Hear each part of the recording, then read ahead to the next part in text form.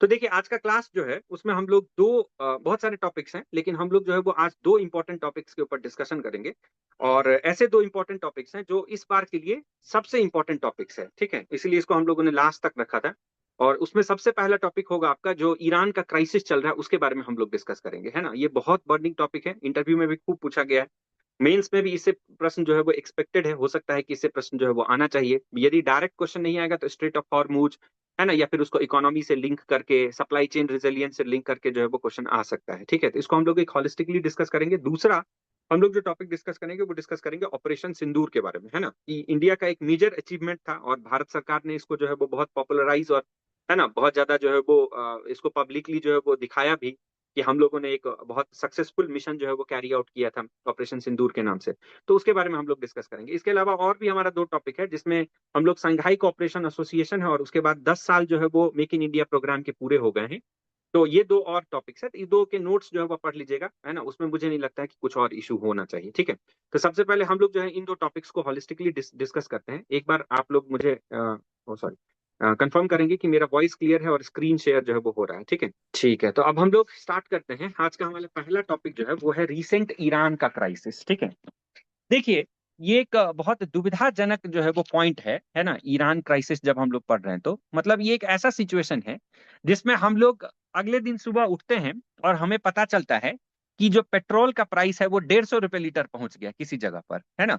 या नहीं तो एलपीजी सिलेंडर का दाम जो है वो 4,000 रुपये हो गया। यहाँ पर जो करोल बाग में रह रहे हैं स्टूडेंट्स हैं उनको सिलेंडर नहीं मिल रहा है, बहुत सारे स्टूडेंट्स माइग्रेट कर गए, घर जाना पड़ गया उनको, स्टॉक मार्केट क्रैश कर गया, है ना। 400 से ज्यादा, मोर देन 400 प्लस प्लस जो है वो, मोर देन 400 प्लस जो है वो फ्लाइट्स जो है वो कैंसिल हो गई, है ना। और पूरे वर्ल्ड का इकोनॉमी और उसमें बेसिकली इंडिया जैसे डेवलपिंग कंट्री का इकोनॉमी जो है वो एक तरह से क्या करने लगा, शेक करने लगा, ठीक है। ये क्यों हुआ? ये सिर्फ और सिर्फ इसलिए हुआ क्योंकि 33 किलोमीटर वाइड, 33 किलोमीटर वाइड एक जोग्राफिकल लोकेशन है या वाटर बॉडी जिसको हम लोग बोलते हैं, और उसका नाम है स्ट्रेट ऑफ हॉर्मुज। वो क्या हुआ, बिल्कुल ही वहां पर डिसरप्ट हो गया, ठीक है। और ये डिसरप्शन क्यों हुआ? तो सिर्फ और सिर्फ एक टर्म को लेकर, वो है ईरान क्राइसिस, ठीक है। तो एक तरह से हम ये बोल सकते हैं कि यहां पर ईरान क्राइसिस में जो ज्योग्राफी है that has become our destiny, और वॉर जो है वो क्या बन गया है, तो हमारा इकोनॉमिक्स बन गया है। तो ये सिर्फ मेरे स्टेटमेंट्स नहीं है, ये फ्रांस के जो राष्ट्रपति हैं इमैनुअल मैक्रोन, उस उनका स्टेटमेंट है ये, ठीक है। कि ठीक है, Iran crisis has represented that geography becomes destiny and war becomes economics, ठीक है। वॉर जो है वो कैसे इकोनॉमिक्स बन जाता है, उसके ऊपर जो है वो डिस्कशन आज हम लोग करने वाले हैं। तो एक बहुत पंच लाइन टैग लाइन से जो है वो हमारा इंट्रोडक्शन ही स्टार्ट होता है कि with nearly 20% of global oil passing through the straight of Hormuz, any disruption transforms a regional crisis into a global economic shock, है ना। कि पूरा इकोनॉमी अभी पूरे वर्ल्ड में हम देख रहे हैं कि एक तरह से इकोनॉमिक शॉक दिख रहा है। Why this economic shock? क्योंकि हम लोग फोकस कर रहे हैं रिन्यूएबल एनर्जी के ऊपर, लेकिन हम लोग अभी फेज डाउन नहीं कर पाए। अभी भी हमारी जो मेजर इकोनॉमी है वो किसके ऊपर डिपेंडेंट है? ऑयल के ऊपर डिपेंडेंट है। और ऑयल यदि हमारा नहीं मिलेगा तो सारे लिंक्ड फैक्टर्स जो है वो क्या हो जाएंगे, उसके क्राइसिस जो है वो हमें देखने को मिलता है, ठीक है। और ये जो क्राइसिस हुआ, ये क्राइसिस किसी एक दिन का क्राइसिस नहीं था, है ना। ये क्राइसिस यूएस और ईरान के बीच में लॉन्ग इम्पेंडिंग सिचुएशन के वजह जो है वो हमें देखने को मिला है ना। और ये जो वॉर स्टार्ट हुआ था स्टार्टिंग में, this war was not a warning. Basically ये वॉर क्या था, एक मैसेज था कि यदि ग्लोबल सप्लाई चेन रिजिलियंस को हम लोग यदि तोड़ देते हैं तो उसका इम्पैक्ट लोकल नहीं होगा, उसका इम्पैक्ट क्या होगा, तो इंटरनेशनल होगा, है ना। और अभी इंटरनेशनल इम्पैक्ट के रूप में हम लोग देख रहे हैं कि कैसे जो है वो केओस चल रहा है चारों तरफ, रिवेंज का भावना चल रहा है ना, एस्केलेशन हो रहा है वॉर्स के बीच में, ठीक है। तो ये कैसे स्टार्ट हुआ उसके बारे में थोड़ा सा देखते हैं कि ये स्टार्ट होता है कब, फेब ने 2026 में, 28 फरवरी 2026 को यूएस और इजराइल ने 900 से अधिक जो है वो क्या किया, तो स्ट्राइक्स किए कहां पर, तो ईरान में, है ना। और इसको नाम दिया गया ऑपरेशन इपिक फ्यूरी और रोरिंग लायन, है ना। की टारगेट्स क्या सब था? तो ईरान और यूएस के बीच में हमेशा से झगड़ा चल रहा है। किस चीज के बारे में चल रहा है? तो उनके न्यूक्लियर साइट्स को लेकर जो है वो चल रहा है झगड़ा। और यूएस की स्थिति ऐसी है अभी कि यूएस जो है वो वर्ल्ड में ग्लोबली कहीं पे भी ऑयल यदि उसको मिल रहा है तो उसको कंट्रोल करने का प्रयास कर रहा है। जैसे वेनेजुला के केस में हम लोग देख चुके हैं कि कैसे, है ना, निकोलस मादुरो को और उनकी वाइफ को जो है वो, है ना, उनको जो है वो कैप्चर कर लिया गया था। तो न्यूक्लियर साइट्स के ऊपर जो है वो टारगेट किया, ठीक है, मिसाइल इंफ्रास्ट्रक्चर के ऊपर टारगेट किया है ना, लीडरशिप जो है वो उसको तबाह करने का प्रयास किया गया और इनफैक्ट कर भी दिया गया। ठीक है, तो जब इतने सारे साइट्स पे टारगेट हुआ तो इससे ये क्लियर हो गया कि this war is not know longer a regional conflict but it is a regular war in motion, है ना। ये सिर्फ और सिर्फ क्या है, तो कोई रीजनल कॉन्फ्लिक्ट नहीं है, ये रीजनल कॉन्फ्लिक्ट से बढ़कर कहां पे पहुंच गया है, तो ये एक रेगुलर वॉर के रूप में, है ना, बढ़ गया है। ठीक है, अब इसमें क्या हुआ, सबसे पहला और सबसे बड़ा चीज जो हुआ, जो आप लोगों को पता है कि ईरान के सुप्रीम लीडर जो है वो अली खेमनेई, उनका क्या हो गया, इसमें डेथ हो गया, है ना। ऐसा जो है वो, है ना, रिपोर्ट्स के द्वारा पता चला कि इनका जो है वो डेथ हो गया, और डेथ होते ही क्या हो गया कि वहां पर एक केओस का सिचुएशन हो गया, केओस का सिचुएशन में कि अब कैसे जो है वो वहां पर कंट्रोल किया जाएगा, कैसे वहां की सरकार जो है वो अपने आप को एस्टेब्लिश करेगी। लेकिन ईरान की तरफ से हमें क्या देखने को मिला, एक स्ट्रॉन्ग रिटेलिएशन देखने को मिला, जहां पर 400 से ज्यादा बैलिस्टिक मिसाइल्स जो है वो ईरान ने अपने तरफ से लॉन्च कर दिया, किसके तरफ, इसराइल के तरफ। और यूएस के जितने भी एसेट्स थे गल्फ में, है ना, बहरीन, कतर, यूएई, इन सब के ऊपर जो है वो एक तरह से अटैक किया गया। ठीक है, इनफैक्ट यूएस का बहुत, है ना, लॉन्ग कॉन्टिनेंटल बैलिस्टिक मिसाइल भी जो है वो ईरान ने लॉन्च कर दिया, और यूएस के एक जो है वो, है ना, आइलैंड के ऊपर जो है वो हमें अटैक जो है वो देखने को मिलता है। ठीक है, उसके अलावा क्या हुआ, सबसे बड़ा चीज क्या हुआ, ये वॉर तो चल ही रहा था, सबसे बड़ा चीज क्या हुआ कि ईरान ने इफेक्टिवली क्या किया, स्ट्रेट ऑफ हॉर्मुज को ब्लॉक कर दिया, क्योंकि ईरान ने बोला कि no country is going to support us, तो हम भी जो है वो क्या करेंगे, स्ट्रेट ऑफ हॉर्मुज को कंप्लीटली ब्लॉक कर देंगे। एंड देन यहीं से शुरू होता है कि जो वेन्स है, नारी जो है ना, जो पल्स है वो रुक जाती है बहुत सारी कंट्रीज की, और पूरे वर्ल्ड में जो है वो एक तरह से हाहाकार मचना स्टार्ट हो जाता है। ठीक है, तो अब इसको हम लोग और ज्यादा पढ़ने से पहले कि क्या सब हुआ, सबसे पहले हमें समझना पड़ेगा कि आखिर इसका कारण क्या था, व्हाई दिस क्राइसिस हैपेंड। ठीक है, तो इसके चार कारण जो है वो बेसिकली है, पहला है हिस्टोरिकल वॉर, है ना, हिस्टोरिकल रीजन, दूसरा न्यूक्लियर, तीसरा जियोपॉलिटिकल, और चौथा इकोनॉमिकल। हिस्टोरिकल क्या है कि यूएस और ईरान जो है वो काफी हॉस्टाइल नेशन रहे हैं काफी समय से, है ना। 1979 में ईरान में क्या होता है, तो इस्लामिक रेवोल्यूशन होता है ना। और जैसे ही वहां पर इस्लामिक रेवोल्यूशन होता है, तो जो वहां पर क्या होता है, एक सॉरी, वहां पर क्या होता है, एक सुप्रीम लीडर का कॉन्सेप्ट जो है वो आता है। ठीक है, और वो सुप्रीम लीडर जो है, आपको पता होगा कि सुप्रीम लीडर जो है वहां पर, ये सुप्रीम लीडर जो है वो चार चीज को डायरेक्टली कंट्रोल करते हैं। ठीक है, वहां के जुडिशरी को कंट्रोल करते हैं, वहां के स्टेट मीडिया को कंट्रोल करते हैं, जो सुप्रीम लीडर होते हैं, वहां के फॉरेन पॉलिसी को कंट्रोल करते हैं। ठीक है, वहां के फॉरेन पॉलिसी को कंट्रोल करते हैं, और वहां के न्यूक्लियर स्ट्रेटेजी को कंट्रोल करते हैं। तो अमेरिका का हमेशा से ये कहना था कि judiciary, state media, foreign policy और न्यूक्लियर स्ट्रेटजी को जो बंदा कंट्रोल करता है वो कभी भी बायस्ड नहीं होना चाहिए। और उनका ये मानना था कि न्यूक्लियर स्ट्रेटजी ईरान हमेशा से प्लान कर रही है, और वो सिविल न्यूक्लियर यूज के लिए नहीं हो रहा है प्लान, वो किसके लिए हो रहा है, तो मिलिट्री पर्पसेस के लिए हो रहा है। तो उनका टारगेट हमेशा से किसके ऊपर था, इस सुप्रीम लीडर के ऊपर था। दूसरा रीजन क्या था इसके तहत, कि बहुत सारे प्रॉक्सी कॉन्फ्लिक्ट्स जो है वो देखने को मिले हैं, है ना। प्रॉक्सी कॉन्फ्लिक्ट्स जैसे आपको पता है कि जो लेबनान में ईरान बैक्ड एक प्रॉक्सी ग्रुप है जिसका नाम क्या है, तो हेजबुल्ला, है ना।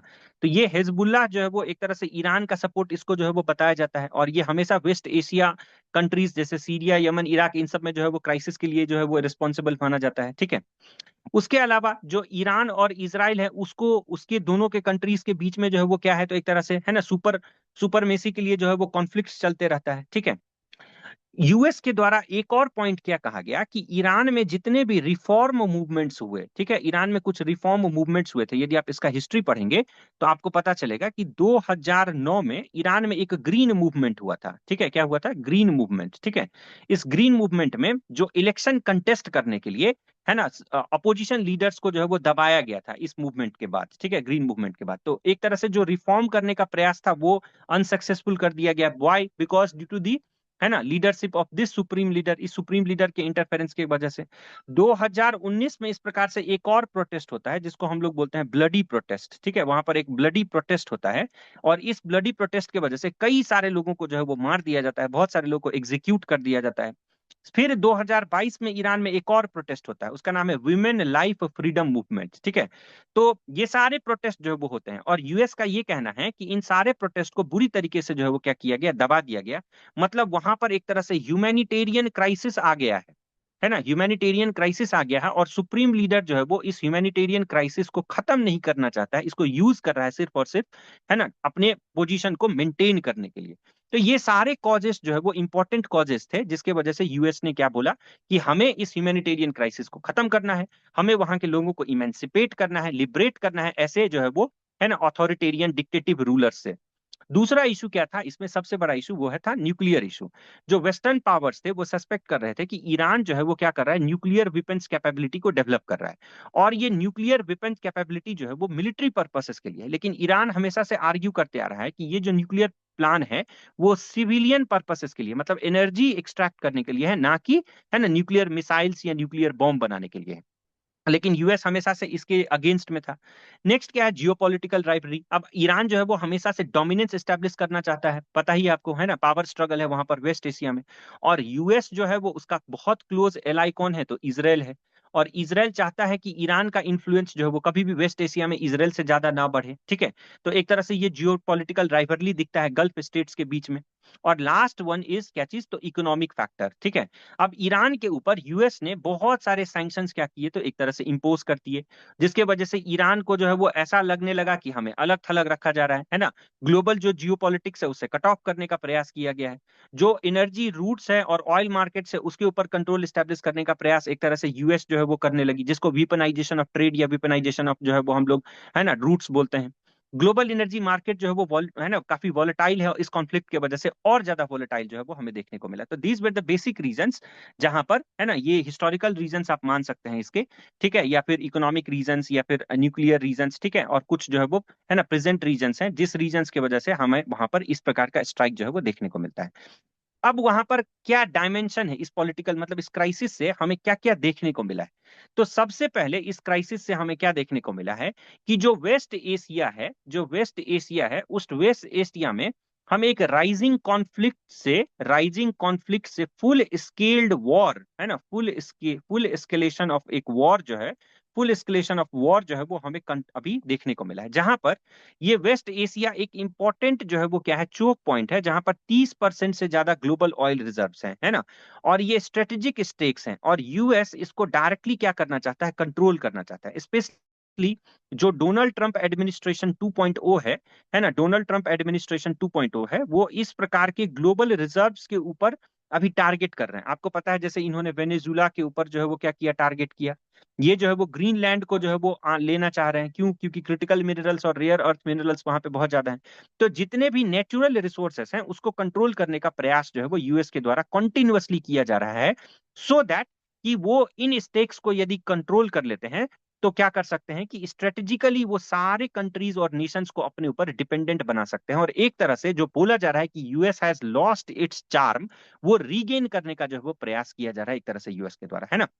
उसके अलावा यमन में, इराक में, सीरिया में, लेबनान में जैसे प्रॉक्सी टेंशंस जो है वो काफी ज्यादा चल रहा था, और यूनाइटेड नेशंस में इसके बारे में बहुत डिस्कशंस जो है वो नहीं हो पा रहे थे, बिकॉज यूएन जो है वो एक तरह से वीक हो गया है ना, वीक इंस्टीट्यूशन बन के उभर रहा है।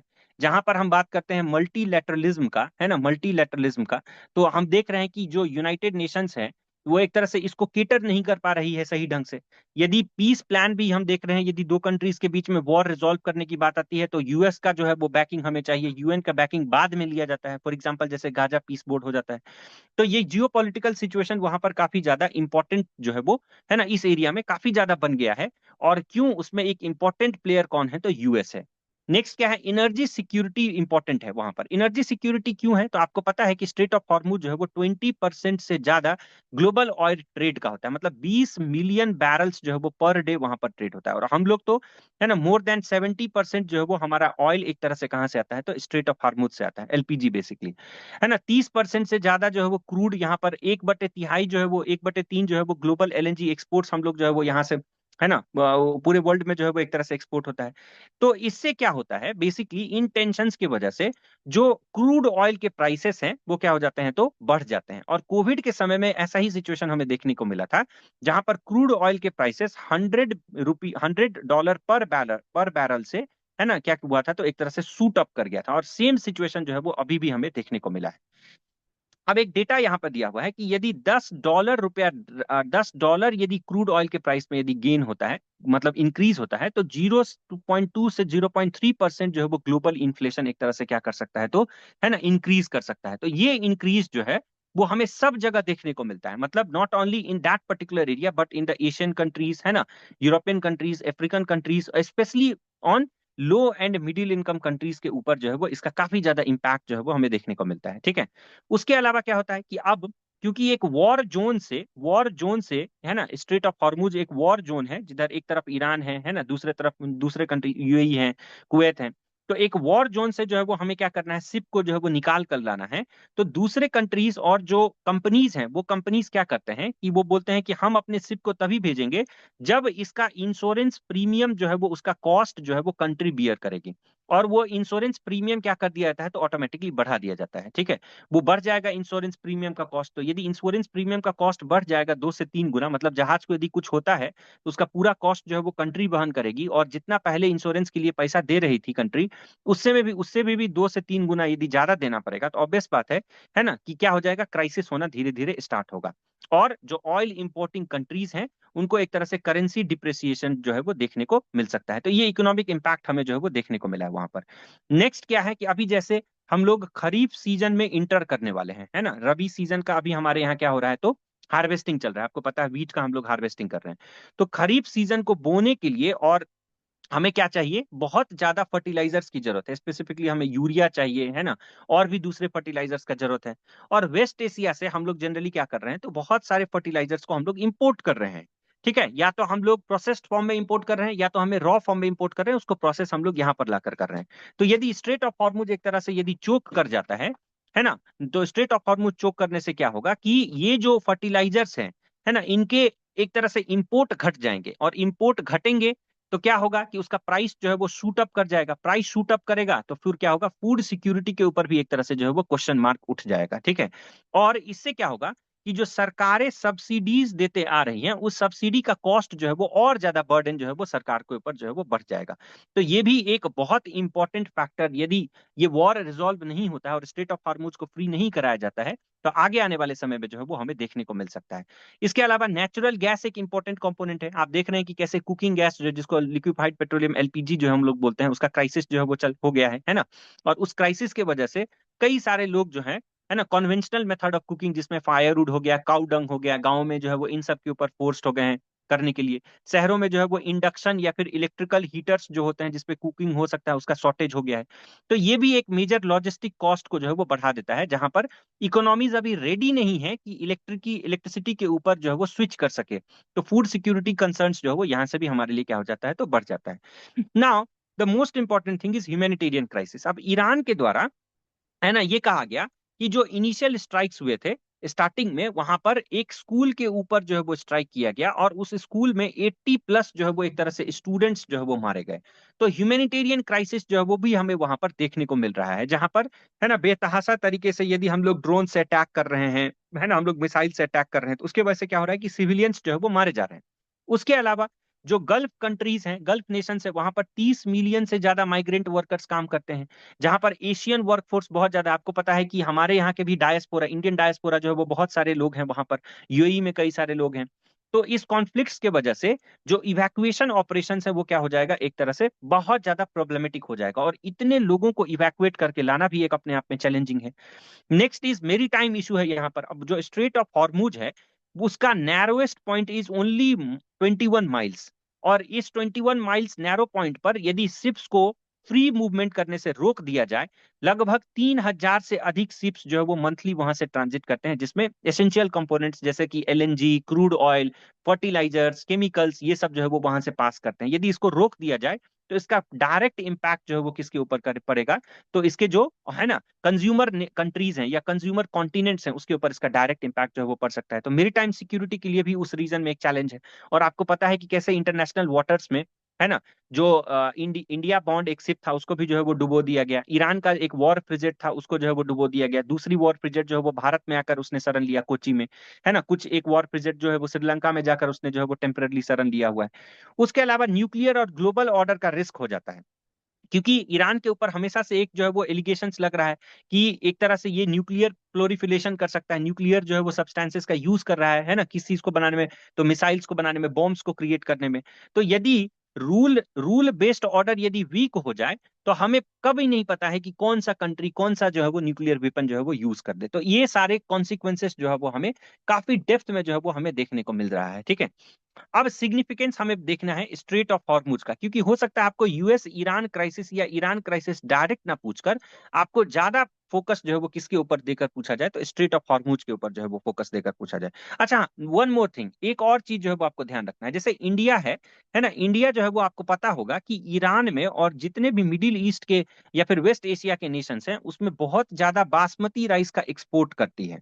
और इस वॉर की वजह से जो जो बासमती राइस का एक्सपोर्ट है वो 62% तक क्या हुआ है, तो एक तरह से डिक्रीज कर गया है। तो जो एक्सपोर्टर्स थे उन्होंने जो पहले एक्सपोर्ट कर रखा था उसका पैसा फंस गया है, क्योंकि नया डिमांड जो है वो लोग वहां नहीं भेज पा रहे हैं। दूसरा, भारत जो है वो टी और फार्मास्यूटिकल्स का भी जो है वो बहुत बड़ा एक्सपोर्टर है इस एरिया में। तो स्ट्रेट ऑफ हार्मुज का ब्लॉक हो जाने की वजह से ये जो टी और फार्मास्यूटिकल्स है इसमें एनुअली $7 बिलियन का जो है वो एक तरह से हमारा इन्वेस्टमेंट है। और ये $7 बिलियन एक तरह से स्टेक पर है अभी इस क्राइसिस की वजह से, है ना। तो ये सब सारा क्राइसिस जो है वो हमें देखने को मिलता है। 440 flight, more than 440 flights which were bound to India, जो वेस्ट एशिया से आने थे, उसको जो है वो कैंसिल किया जा चुका है अभी तक, है ना। जो चाबहार पोर्ट है वो हमारे लिए एक तरह से प्रॉब्लम है ना, इंपॉर्टेंट है। ठीक है, तो उसको उसके ऊपर भी जो है वो अभी क्वेश्चन मार्क जो है वो एक तरह से बढ़ गया है। तो ये सब कुछ इंपॉर्टेंट इश्यूज जो है वो इंडिया की तरफ जो है वो हमें देखने को मिला है। अब हम लोग देखते हैं कि स्ट्रेट ऑफ हार्मुज जो है वो क्या है और ये हमारे लिए कैसे इंपॉर्टेंट है। तो आपको पता है कि स्ट्रेट ऑफ हार्मुज जो है वो पर्जियन गल्फ में है, और ये पर्जियन गल्फ को किससे कनेक्ट करता है, तो अरेबियन सी से कनेक्ट करता है ना। एक तरफ क्या है, तो आपका अरेबियन सी है, दूसरे तरफ जो है वो आपका पर्जियन गल्फ है ना। एक तरफ ईरान है और दूसरे तरफ यूनाइटेड अरब एमिरेट्स है और ओमान है। और इसका जो नैरोएस्ट पॉइंट है वो 33 किलोमीटर वाइड जो है वो सिर्फ रह जाता है। 20% of the global oil trade को ये क्या करता है, तो एक तरह से हैंडल करता है। मेजर एक्सपोर्टर्स कौन है इसमें, तो सऊदी अरेबिया है, इराक है, यूएई है, कुवैत है, ईरान है ना। और एलएनजी के लिए कतर जो है वो काफी ज्यादा इंपॉर्टेंट है ना, इस स्ट्रेट ऑफ हॉर्मुज में। तो इसका मतलब ये हो गया कि जो वर्ल्ड का सबसे मोस्ट एनर्जी चोक पॉइंट है वो स्ट्रेट ऑफ हॉर्मुज को हम लोग मान सकते हैं। और ये जियोपॉलिटिकली काफी ज्यादा सेंसिटिव एरिया है, जहां पर यदि यहां पर डिसरप्शन होता है, इस एरिया में यदि डिसरप्शन होता है, तो हम लोग देखें कि कैसे मात्र $10 यदि पर बैरल यदि बढ़ जाता है, तो 0.2 से लेकर 0.3% इन्फ्लेशन रेट जो है वो क्या कर जाएगा, तो शूट अप कर जाएगा। ये वर्ल्ड बैंक का डेटा है ना। ये हम लोग ठीक है कहां से लिए हैं, तो वर्ल्ड बैंक का डेटा है कि $10 यदि क्रूड ऑयल का राइस बढ़ जाएगा, क्रूड ऑयल का प्राइस, तो 0.2 टू 0.3% जो है वो आपका इन्फ्लेशन रेट क्या कर जाएगा, तो है ना शूट अप कर जाएगा। ठीक है, अब ये इंपॉर्टेंट क्यों है, तो कुछ भी डिसरप्शन होगा तो ऑयल के प्राइस बढ़ेंगे, ऑयल के प्राइस बढ़ेंगे तो आपको पता है ग्लोबली क्या होगा, तो इन्फ्लेशन रेट जो है वो है ना बढ़ जाएगा। तो इसका मतलब this creates a multi dimensional shock wave, है ना। इससे क्या होगा, कीवर्ड क्या होगा हमारे यहाँ पे हमारे लिए, कि this will create a multi dimensional shock wave. एक मल्टी डायमेंशनल शॉक वेव जो है वो ये क्या करेगा, तो क्रिएट कर सकता है। ठीक है, इंश्योरेंस कॉस्ट बढ़ जाएगा, जिसके बारे में ऊपर हम लोग डिस्कस किए, तो उसके वजह से ट्रांसपोर्टेशन कॉस्ट इंक्रीज कर जाएगा। ग्लोबल सप्लाई चेन जो है वो डिसरप्ट हो जाएगा, जिसके वजह से मैन्युफैक्चरिंग, ट्रेड, फर्टिलाइजर इंडस्ट्री, है ना, सब कुछ जो है वो एक तरह से है ना बैठ जाएगा। अब पूरे वर्ल्ड में सिर्फ और सिर्फ स्ट्रेट ऑफ हॉर्मुज ही एक चोक पॉइंट नहीं है, और भी कई सारे इस प्रकार से जो है वो इंपॉर्टेंट चोक पॉइंट है ना। बाब अल मंदेब है, जिसको आंसुओं की जल संधि भी बोलते हैं। ये कहाँ पे है, रेड एशिया और यूरोप को जो है वो ज्वाइन करता है।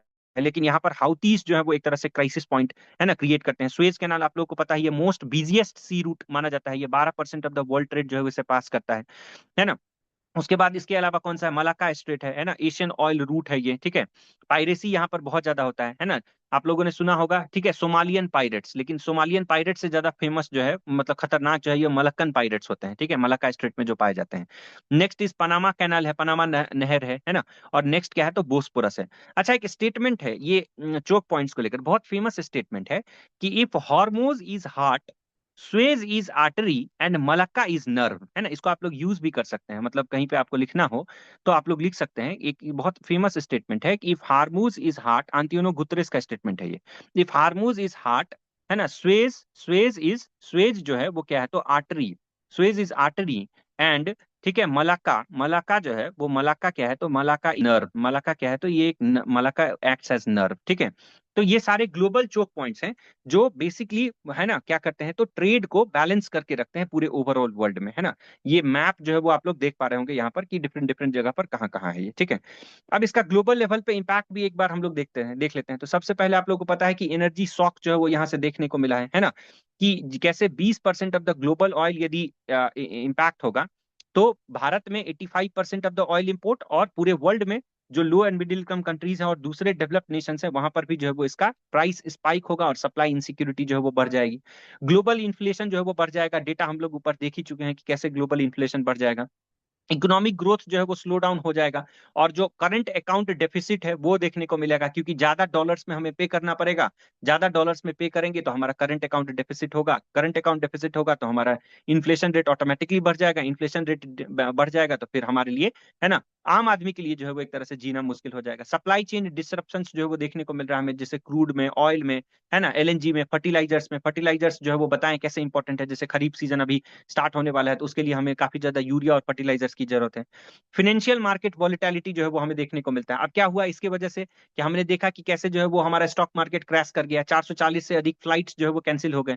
तो इन सब की वजह से क्या हो रहा है कि जो मार्केट है ना, वो मार्केट क्रैश कर रहा है, और मार्केट क्रैश करने की वजह से इसका डायरेक्ट इंपैक्ट किसके ऊपर करता है, तो करेंसी जो है वो धीरे धीरे क्या होने लगती है, तो डिप्रिशिएट होने लगती है। जैसे आप देख रहे हैं अभी कि $1 के मुकाबले 90 प्लस जो है वो अभी चला गया है रुपी, है ना। एक तरह से डिप्रिशिएटिंग वैल्यू जो है वो और ज्यादा इंक्रीज होते जा रहा है, मतलब गैप जो है वो बढ़ रहा है।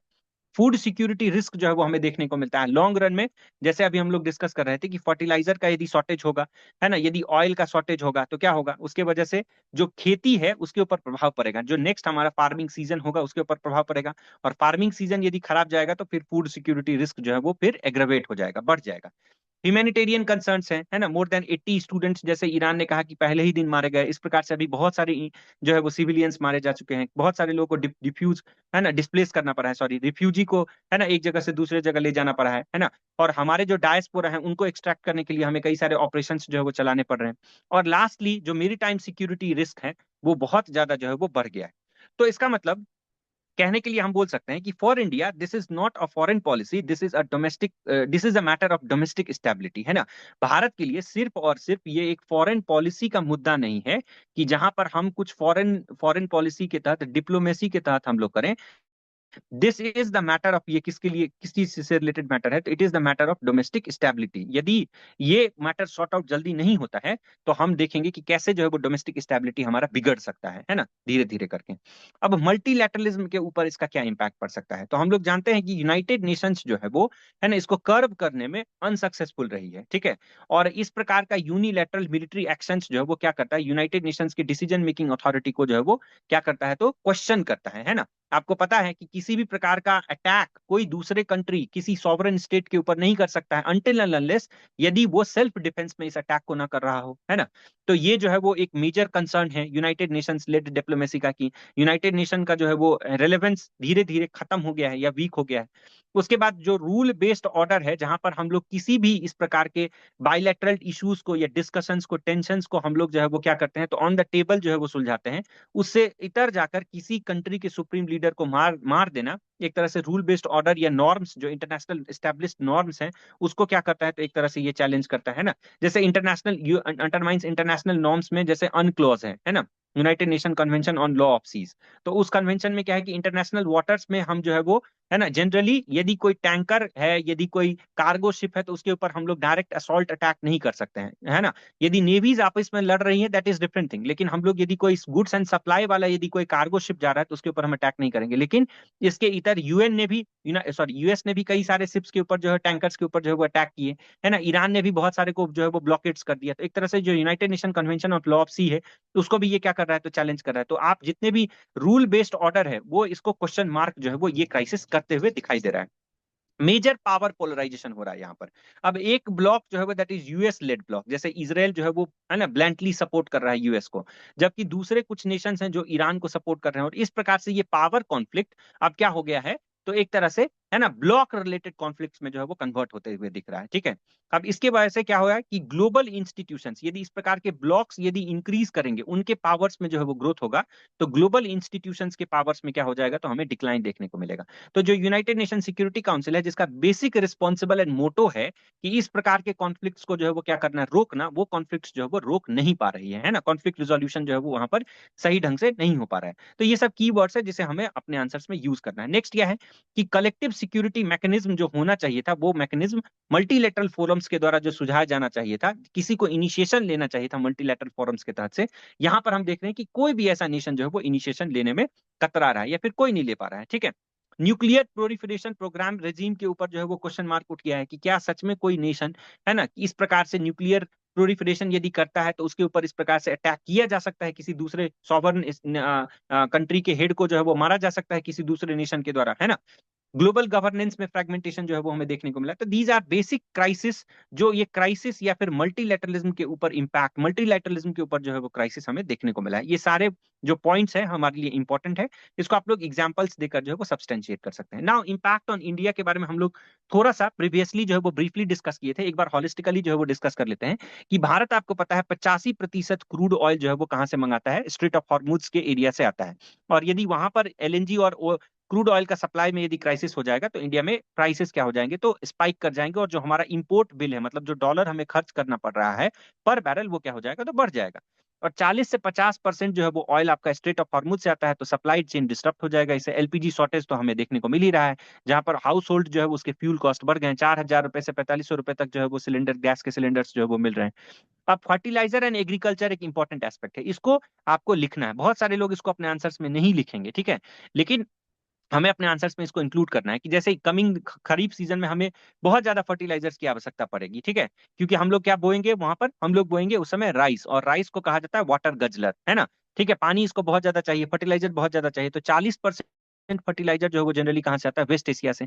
और इस क्राइसिस को यदि समाप्त नहीं होगा, क्राइसिस समाप्त नहीं होगा, तो फर्टिलाइजर के कॉस्ट बढ़ेंगे इंटरनेशनल मार्केट में, भारत को ज्यादा रुपया पे करना पड़ेगा, लेकिन हम किसान को उतने रुपए में तो बेच नहीं सकते हैं। तो हमें क्या करना पड़ेगा, और ज्यादा सब्सिडी देनी पड़ेगी। तो सब्सिडी का बर्डन जो है वो एक तरह से हमें भारत सरकार के ऊपर जो है वो बढ़ जाएगी, है ना। अब इसके वजह से क्या होगा, यदि आप मान लीजिए सब्सिडी तो फर्टिलाइजर में मिल जाएगी, लेकिन जैसे पंप को चलाने के लिए तेल चाहिए, ठीक है, ट्रैक्टर्स को चलाने के लिए तेल चाहिए, हार्वेस्टिंग करने के लिए फिर जो है वो मशीन थ्रेशर चाहिए, उसमें भी तेल चाहिए। तो कॉस्ट जो है वो बढ़ जाएगी, ट्रांसपोर्टेशन करने के लिए फिर और कॉस्ट जो है वो बढ़ जाएगी। तो इस प्रकार से क्या होगा कि डिमांड आएगी कि एमएसपी को क्या करना चाहिए, तो इंक्रीज करना चाहिए। एमएसपी इंक्रीज होगी तो नेशनल मार्केट में जो दूसरे प्राइवेट प्लेयर्स हैं वो भी अपने इस प्रकार के गुड्स का, सर्विसेज का जो है वो प्राइस क्या करेंगे, हाइक कर देंगे, और इन्फ्लेशन जो है वो ऑटोमेटिकली क्या हो जाएगा, तो बढ़ जाएगा, है ना। फूड सब्सिडी बढ़ाना पड़ेगा, इन्फ्लेशन जो है वो एक तरह से बढ़ जाएगा। इकोनॉमिक इंपैक्ट जो है वो हमें देखने को मिलता है इससे, ठीक है, फिजिकल स्ट्रेस जो है वो बढ़ जाएगा। अब स्ट्रेटेजिकली और डिप्लोमेटिकली भी हमारे लिए ये पॉइंट जो है वो काफी ज्यादा इंपॉर्टेंट है। जैसे भारत जो है वो, है ना, किसी एक पावर ब्लॉक की तरफ अलाइन नहीं है। भारत जो है वो हमेशा से मल्टी अलाइनमेंट के ऊपर फोकस करता है। तो उसको यूएस के साथ भी बैलेंस नहीं करना है, इसराइल के साथ भी वैसा ही रिलेशन अच्छा रखना है, और ईरान के साथ भी उसका रिलेशन जो है वो बेटर होना चाहिए। तो Bharat is walking on a tight रोप, है ना, एक टाइट रोप पे चल रहा है, जहां पर ईरान, यूएस, इसराइल सबके साथ एक पावर बैलेंस स्टेब्लिश करने में, है ना, उसको जो है वो एक प्रॉब्लमेटिक डिप्लोमेटिक प्रॉब्लम जो है वो फेस करना पड़ सकता है। ठीक है, उसके अलावा भारत ने चाबहार पोर्ट्स में बहुत सारा स्टेक्स लगाए हुए हैं अपने, है ना, 120 मिलियन डॉलर से ज्यादा जो है वो पैसा एक तरह से खर्च किया हुआ है। तो चाबहार पोर्ट यदि इस प्रकार के सिचुएशन में हमारे कंट्रोल से निकल जाता है, तो फिर जो हम लोग चाइना पाकिस्तान इकोनॉमिक कॉरिडोर को काउंटर करने के लिए हम लोग जो प्लान किए हुए हैं, वो प्लान एक तरह से हमारा क्या हो जाएगा, तो है ना, डिसरप्ट हो जाएगा। ठीक है, और भारत का जो एक्सेस है कहाँ पर, है ना, अफगानिस्तान और सेंट्रल एशिया के लिए जो Chabahar port easy access provide करती है, वो एक्सेस भी क्या हो जाएगा, तो ब्लॉक हो जाएगा। ठीक है, तो ये सब इंपॉर्टेंट है। उसके अलावा डायस्पोरा जो है वो हमारे लिए इंपॉर्टेंट है। भारतीय लगभग 8 से 9 मिलियन भारतीय जो है वो गल्फ नेशंस में रहते हैं, और उनका इवैक्यूएशन करना, और इवैक्यूएशन करने के बाद यदि वो जो बहुत सारे रेमिटांस भेजते हैं हमें, है ना, जो वो पैसा कमाते हैं, वो वापस भारत में कुछ पैसे जो है वो भेजते हैं अपने हाउस होल्ड्स के लिए, तो वो रेमिटांस जो है वो एक तरह से भारत जो है वो क्या कर सकता है, तो लूज कर सकता है लॉन्ग रन में। ठीक है, कुछ और चैलेंजेस हैं जो कॉमन चैलेंजेस हैं, सिर्फ इंडिया के लिए नहीं, सबके लिए है, तो वही है, वही सब पॉइंट्स जो है वो आपको एक बार फिर से देखने को मिलेगा। जैसे रीजनल एस्केलेशन जो है वो वहां पर बढ़ रहा है, ब्लॉक्स में कंट्रीज जो है वो क्या हो गई हैं, तो डिवाइड हो गई हैं। कुछ कंट्रीज जो है वो ईरान को सपोर्ट कर रहे हैं, कुछ कंट्रीज जो है वो यूएस को सपोर्ट कर रहे हैं, और इस रीजनल एस्केलेशन की वजह से टेंशंस जो है वो धीरे धीरे बढ़ते जा रहा है, और इसमें प्रॉक्सी कॉन्फ्लिक्ट्स भी जो है वो बाद में हमें देखने को मिल रहा है। ठीक है, एनर्जी सप्लाई डिस्ट्रप्शंस तो हम लोग देख ही लिए हैं कि कैसे हो रहा है। ठीक है, ग्लोबल इकोनॉमिक इंस्टेबिलिटी भी हम लोग देख लिए कि कैसे हो रहा है। फूड एंड फर्टिलाइजर सिक्योरिटी कैसे, है ना, इम्बैलेंस हो रहा है, तो वो भी हम लोग देख लिए। मेरीटाइम सिक्योरिटी रिस्क कैसे बढ़ रहा है, ह्यूमैनिटेरियन क्राइसिस और न्यूक्लियर एस्केलेशन कैसे बढ़ सकता है, वो भी हम लोग देख लिए, है ना। तो ये सारे पॉइंट्स जो है वो एक बार हम लोग देख चुके हैं। अब इसका वे फॉरवर्ड क्या हो सकता है, this is the important point, है ना, इसको हम लोग को अपने आंसर्स में लिखना है। क्या क्या हो सकता है वे फॉरवर्ड? तो सबसे पहला वे फॉरवर्ड होगा कि हमें डायलॉग और डी एस्केलेशन के ऊपर क्या करना है, तो फोकस करना है। कैसे कर सकते हैं, तो यूनाइटेड नेशंस को फिर से जगाओ। ठीक है, यूनाइटेड नेशन जो एक तरह से ऑब्सोलीट इंस्टीट्यूशन हो गया है ना, उसको फिर से रिवाइव करने का प्रयास करना चाहिए दूसरे नेशंस के द्वारा, जो दूसरे वेस्ट एशिया के नेशंस हैं या गल्फ कंट्रीज हैं, है ना, उनको यूनाइटेड नेशंस में जाकर इस वॉइस को स्ट्रांगली जो है वो प्रेजेंट करना चाहिए, और मल्टीलैटरल प्लेटफॉर्म्स का जो है वो इस्तेमाल किया जाना चाहिए। ठीक है, उसके अलावा कुछ ऐसे नेशंस जो स्ट्रेटेजिकली ऑटोनॉमी को फॉलो करते आ रहे हैं, जैसे भारत जैसा नेशन, है ना, भारत का रिलेशन इजराइल के साथ भी, यूएस के साथ भी, ईरान के साथ भी क्या है, सबके साथ जो है वो एक तरह से अच्छा है। तो भारत जैसे नेशंस जो है वो इस प्रकार के इनिशिएशंस जो है वो ले सकते हैं, और बैलेंस्ड डिप्लोमेसी का इस्तेमाल करके इस वॉर को जो है वो एक तरह से एंड करा सकते हैं। ठीक है, तो पहला है कि इसको लॉन्ग टर्म में हमें डिप्लोमेटिकली सॉल्व करने की आवश्यकता है। प्रेजेंटली हमें एनर्जी सिक्योरिटी को जो है वो फोकस करने की आवश्यकता है, कि ऑयल इंपोर्ट को हमें डाइवर्सिफाई करना पड़ेगा, है ना। जैसे हम लोग रशिया से ऑयल खरीद रहे थे, तो स्टार्ट करना पड़ेगा। अभी 30 दिन का आपको पता है कि हमें जो है वो एक तरह से मोहलत भी मिला है ना। अफ्रीका से, लैटिन अमेरिका से, इन सब से जो है वो हमें ऑयल को जो है वो इंपोर्ट करने का प्रयास करना पड़ेगा।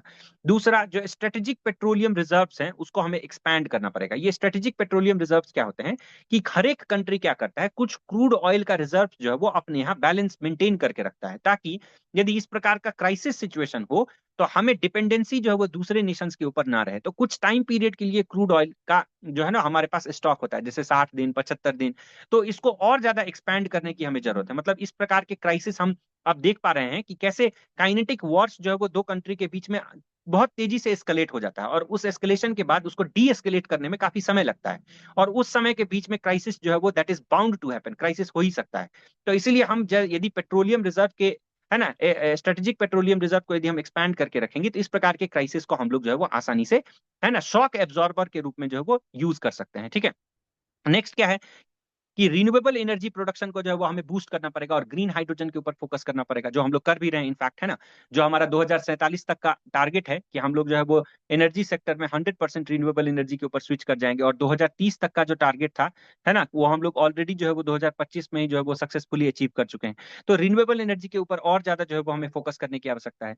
नेक्स्ट इज मेरीटाइम सिक्योरिटी को स्ट्रेंथन करने की आवश्यकता है। भारत को अपना naval presence, specifically strong naval presence जो है वो इंडियन ओशन में बढ़ाने की जरूरत है, जहां पर पायरेसी या फिर दूसरे कंट्रीज जो वो एक दूसरे के टैंकर्स के ऊपर, ऑयल शिप्स के ऊपर, कंटेनर्स के ऊपर जो अटैक कर रहे हैं, उसको एक तरह से मिटिगेट किया जा सके, कैसे इसको रोका जा सके। ठीक है, तो ये कैसे हो सकता है, by increasing the strong naval presence in the Indian Ocean region. Next क्या है, कि क्वाड जैसी जो इंस्टीट्यूशंस हैं, है ना, उसको इस्तेमाल किया जा सकता है, और रीजनल पार्टनर्स का इसमें इस्तेमाल किया जा सकता है। इकोनॉमिक मेजर्स को जो है वो हमें और बेटर करने की आवश्यकता है, जैसे सब्सिडी को कैसे हम जो है वो हॉलिस्टिकली टारगेट कर सकते हैं। जैसे हम लोग देख रहे थे कि ऑयल का डिमांड, यदि ऑयल का क्राइसिस यदि होगा तो इंडिया में सब्सिडी जो है वो देना पड़ेगा ज्यादा, फर्टिलाइजर का क्राइसिस होगा तो भारत में सब्सिडी ज्यादा देना पड़ेगा। तो कैसे हम अपने फिजिकल एडजस्टमेंट्स को जो है वो बैलेंस्ड वे में रेगुलेट कर सकते हैं, इसके ऊपर फोकस करने की आवश्यकता है। डोमेस्टिक एनर्जी प्रोडक्शन को बूस्ट करने की आवश्यकता है हमें, है ना। तो ये सब जो है वो हमें करने की आवश्यकता है। लॉन्ग टर्म कुछ स्ट्रक्चरल मेजर्स हैं जो हम लोग ऊपर देखें, कि ऑयल डिपेंडेंसी को डाइवर्सिफाई करना, इलेक्ट्रिक मोबिलिटी की तरफ स्विच करना, एनर्जी इफिशियंसी को प्रमोट करना, है ना, फूड और फर्टिलाइजर सप्लाई चेन्स को जो है वो एक तरह से प्रमोट करना, ये सब करने की जो है वो एक तरह से आवश्यकता है। ठीक है, तो जो ईरान और इजराइल का क्राइसिस है, और या फिर जो यूएस और ईरान का क्राइसिस है एक तरह से, तो भारत का स्ट्रेटजी इसमें क्या होना चाहिए? भारत का स्ट्रेटजी यदि हम लोग कंक्लूड करना चाहें तो क्या होना चाहिए? प्रिपेयर फॉर द वर्स्ट, है ना, prepare for the worst and act for the best, है ना। एंड एक्ट फॉर द क्या होना चाहिए? तो एक तरह से बेस्ट, कि हमें इस प्रकार के क्राइसिस के लिए पहले से ही तैयार रहना चाहिए, जैसे स्ट्रेटेजिक ऑयल रिजर्व्स वगैरह का यूज करके, और प्रेजेंट सिचुएशन में हमें एक न्यूट्रल, है ना क्या करना चाहिए, तो दोनों कंट्रीज के बीच में समन्वय, कोऑर्डिनेशन स्टैब्लिश करके जो है वो हमें इस वॉर को डीएस्केलेट करने का जो है वो एक तरह से है ना प्रयास करना चाहिए। तो हम लोग ये कह सकते हैं कि इन टुडेस वर्ल्ड है ना, wars are not fought only on borders, ठीक है, वॉर जो है वो एक तरह से बॉर्डर्स पर नहीं लड़ा जाता है, they are fought in oil markets, ठीक है, वो कहां पर लड़ा जा रहा है, तो ऑयल मार्केट्स में लड़ा जाता है, shipping routes and supply chains, ठीक है, जहां पर shipping route, supply chain, oil markets, ये सब हमारे लिए क्या हो जाते हैं, तो इंपॉर्टेंट हो जाते हैं, ठीक है। और कभी कभी क्या हो जाता है कि and sometimes a narrow strait can decide the fate of entire world, है ना, कभी कभी एक छोटा सा 33 किलोमीटर का एक पतला सा स्ट्रेट जो है, ठीक है, वो पूरे वर्ल्ड का क्या कर सकता है, तो एक तरह से फ्यूचर डिसाइड कर सकता है, ठीक है। तो इस प्रकार के आप वो जो है स्टेटमेंट्स यूज कर सकते हैं अपने कंक्लूजन में। यहाँ पे भी एक होलिस्टिक कंक्लूजन लिखा हुआ है कि the Iran crisis represents a multi dimensional geopolitical shock affecting energy, maritime trade and global economic stability, है ना। For India it underscores the urgency of diversifying energy sources, जो हम लोग ऊपर डिस्कस किए, strengthening strategic reserves and adopting balanced diplomacy while promoting a rule based international order, ठीक है। इसको भी जो है वो आप लोग यूज कर सकते हैं, या फिर उसको यूज कर सकते हैं कि in today's world wars are not only fought on the borders, they are fought in all markets, shipping routes and supply chains, and sometimes a narrow straits can decide the fate of entire world, है ना, पूरे world का जो है वो ये fate जो है वो डिसाइड कर सकता है। तो ये इस प्रकार से हमारे लिए एक इंपॉर्टेंट टॉपिक है, इसमें अलग अलग तरीके से प्रश्न जो है वो आपसे पूछे जा सकते हैं, वॉर से रिलेटेड क्वेश्चन पूछा जा सकता है आपको, सिक्योरिटी से रिलेटेड क्वेश्चन पूछा जा सकता है, स्ट्रेट ऑफ हॉर्मुज के रेलेवेंस से रिलेटेड क्वेश्चन पूछा जा सकता है, इंडिया के ऊपर इसका क्या इंपैक्ट है ना, इस टाइप से रिलेटेड जो है वो प्रश्न आपसे पूछा जा सकता है, ठीक है। अब हमारा जो नेक्स्ट टॉपिक है आज का, जो दूसरा टॉपिक है, दैट इज ऑपरेशन सिंदूर, है ना।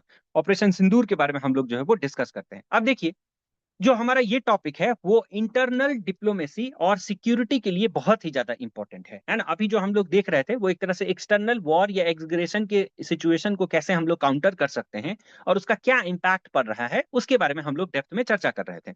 अब जो हमारा नेक्स्ट टॉपिक है ऑपरेशन सिंदूर वाला, इस टॉपिक में बेसिकली हम लोग देखेंगे कि कैसे भारत जो है एक तरह से, है ना, पहले टेररिज्म टॉलरेंट कंट्री से, है ना, टेररिज्म एक्शनेबल कंट्री की तरफ जो है वो, है ना, बढ़ चुका है। मतलब हम लोग पहले टेररिज्म को एक तरह से क्या करते थे, तो टॉलरेट कर जाते थे, उसके लिए हम लोग कमिटी का गठन करते थे, है ना, उसके लिए हम लोग जो है वो क्या करते थे, तो डिप्लोमेसी का इस्तेमाल करते थे, हम लोग जो है वो दूसरे दूसरे रास्तों का, चैनल्स का जो है वो इस्तेमाल करते थे, और टेररिज्म का जवाब जो है वो हम लोग डिप्लोमेसी के तहत देने का प्रयास करते थे। लेकिन ऑपरेशन सिंदूर के बाद हमारे इस पॉलिसी में क्या हुआ, तो एक तरह से बदलाव आ गया। और क्या बदलाव आया कि हम लोग अब स्ट्रेटेजिक रीस्ट्रेंट से हम लोग अब फोकस कर रहे हैं किसके तरफ, तो रिटेलिएशन के ऊपर। हम लोग ये बोल रहे हैं कि यदि हमारे ऊपर अटैक होगा, है ना, तो हम जो है वो किसी को हम लोग जवाब देने से, मुंह तोड़ जवाब देने से जो है वो हम लोग रुकेंगे नहीं। वही ऑपरेशन सिंदूर जो है वो एक तरह से, है ना, एग्जेम्प्लीफाई करता है या दर्शाता है, ठीक है। तो ये कैसे कैसे हुआ, इसके बारे में हम लोग जो है वो डेप्थ में जानते हैं। तो भारत का जो काउंटर टेरर स्ट्रेटजी है वो ग्रेजुअली शिफ्ट कर गया है स्ट्रेटेजिक रीस्ट्रेंट से टू कैलिब्रेटेड, कीवर्ड है याद रखना इसको, कैलिब्रेटेड टेक्नोलॉजी ड्रिवन रिटेलिएशन। अब जो वॉर है, आपको पता है कि जो प्रेजेंट वॉर है वो इन्फेंट्री का वॉर नहीं रहा, है ना। इन्फेंट्री मतलब क्या होता है, पैदल सैनिक। यहाँ पर कोई दो कंट्री के पैदल सैनिक जो है वो नहीं लड़ते हुए दिखाई देते हैं बहुत सारी सर्कमस्टांसेस में, जैसे अभी आपको इसराइल, ईरान और जो यूएस का वॉर है वहां पे भी आपको ये दिख पा रहा है। तो अब वॉर के जो है वो नए डायमेंशन जो है वो एक तरह से खुल गए हैं। कौन कौन से डायमेंशन है, तो स्पेस, है ना, उसके बाद और कौन सा है, तो साइबर, ठीक है, ड्रोन, है ना, ड्रोन वॉरफेयर, ये सब सारे वॉरफेयर जो है वो एक तरह से खुल गए हैं, ठीक है। तो भारत जो है वो, India no longer waits, India decides when, where and how to respond, ठीक है। भारत का जो है वो एक तरह से काउंटर स्ट्रेटेजी यही है कि भारत जो है वो अब वेट नहीं करता है, इंडिया डिसाइड करता है कि कब, कहां और कैसे, है ना, इस टेररिज्म को क्या करना है, तो एक तरह से टेक्नोलॉजी का इस्तेमाल करते हुए क्या करना है, रिटेलिएट करना है।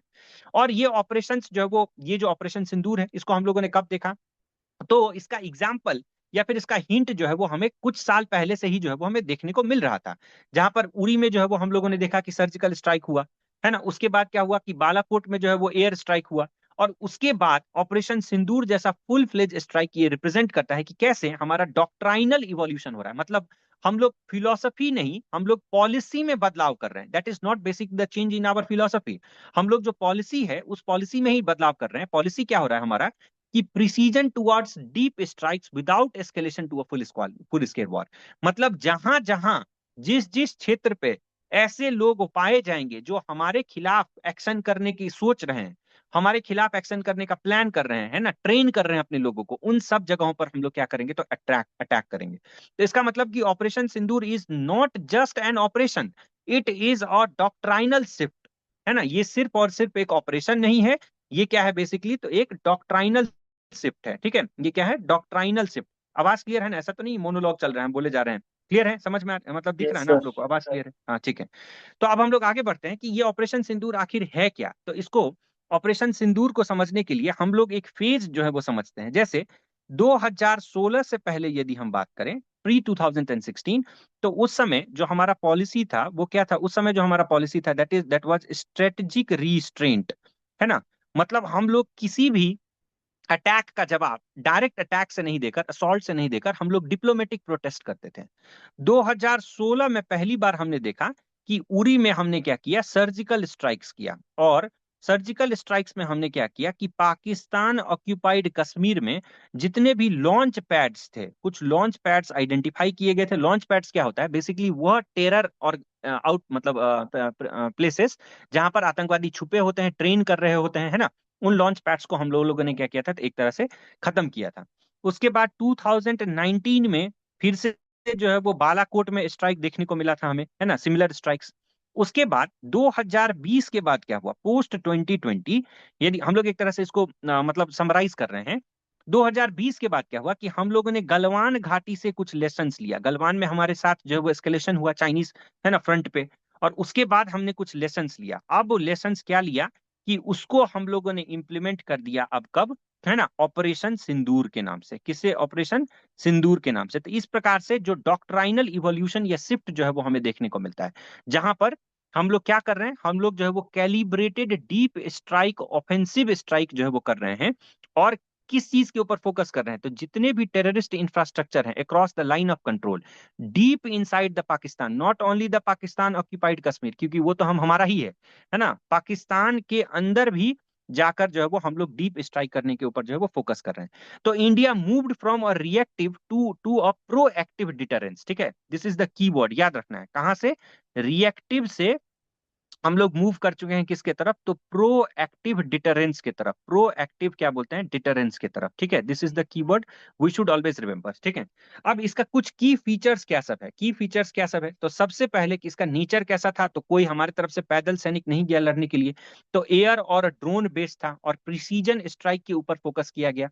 उसके बाद कौन कौन से फोर्सेस इसमें इन्वॉल्व थे, तो इंडियन आर्मी इन्वॉल्व थी। इंडियन आर्मी का basically air defence unit, AAD, है ना, आर्मी एयर डिफेंस यूनिट बोलते हैं उसको। इंडियन एयरफोर्स जो है वो इसमें इन्वॉल्व थी। इंडियन एयरफोर्स तो मतलब कंप्लीटली इसमें इन्वॉल्व थी। इंडियन नेवी इन्वॉल्व थी। इंडियन नेवी के वॉरशिप और फ्रिगेट्स जो है वो एक तरह से, है ना, तैयार थे। ठीक है, हमारे पास बेसिकली दो जो है वो, है ना, एयरक्राफ्ट कैरियर वॉरशिप फ्रिगेट्स हैं, आपको पता है ना, एक INS Vikrant and INS Vikramaditya. तो ये दोनों जो है वो एक तरह से तैयार थे कि कोई भी यदि, है ना, और इस प्रकार के और भी जो दूसरे वॉरशिप फ्रिगेट्स हैं वो भी जो है वो दूसरे तैयार थे, लेकिन ये दोनों एयरक्राफ्ट कैरियर्स हैं। उसके बाद इंटेलिजेंस एजेंसीज, जिसको हम लोग पढ़े थे पिछले लास्ट टाइम, आप लोगों को याद होगा, जब हम लोग, है ना, भारत का जो है वो डॉक्ट्राइनल शिफ्ट देख रहे थे कि कैसे हम लोग टेररिज्म को डील करने के लिए डॉक्ट्राइनल शिफ्ट में हमारा चेंजेस आया है। तो उसमें आप लोगों ने एक इंस्टीट्यूशन सुना होगा, पढ़े थे हम लोग, डिस्कस किए थे, DGDI, director general defence intelligence agency. तो ये जो है वो कोऑर्डिनेट कर रहा था आईबी के साथ, है ना, रॉ के साथ, इन लोगों के साथ जो है एक्टिव कोऑर्डिनेशन जो है वो चल रहा था। तो ये सारे फोर्सेस जो है वो बेसिकली इन्वॉल्व थे। टारगेट्स कौन कौन से थे, तो टारगेट्स 9 जगहों पर टारगेट किया गया, पाकिस्तान ऑक्यूपाइड कश्मीर से लेकर पंजाब प्रांत जो कि पाकिस्तान में है ना, जो पाकिस्तान ऑक्यूपाइड कश्मीर में नहीं, पंजाब प्रांत जो है वो वहां पर।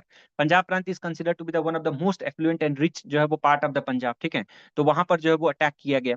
नोटेबल लोकेशंस यदि बोले तो इसका जिक्र जो है वो प्रधानमंत्री मोदी जी भी कर चुके हैं अपने स्पीच में कई सारी जगह पर, कि भावालपुर और मुरीदके जैसे लोकेशंस पे जो है वो हम लोगों ने डायरेक्ट जो है वो एक तरह से अटैक किया। ठीक है, why only Bahawalpur and Muridke का नाम दिया गया, because they are considered to be the terror nerve centres. ठीक है, ये सब क्या है, तो terror nerve centres. Nerve centres मतलब क्या हो गया कि बहुत सारे ऐसे आतंकवादी हैं जिसको हमारी जो पड़ोस की मुल्क है उसको क्या करती है, तो पनाह देती है ना, उसको छुपा के रखी हुई है।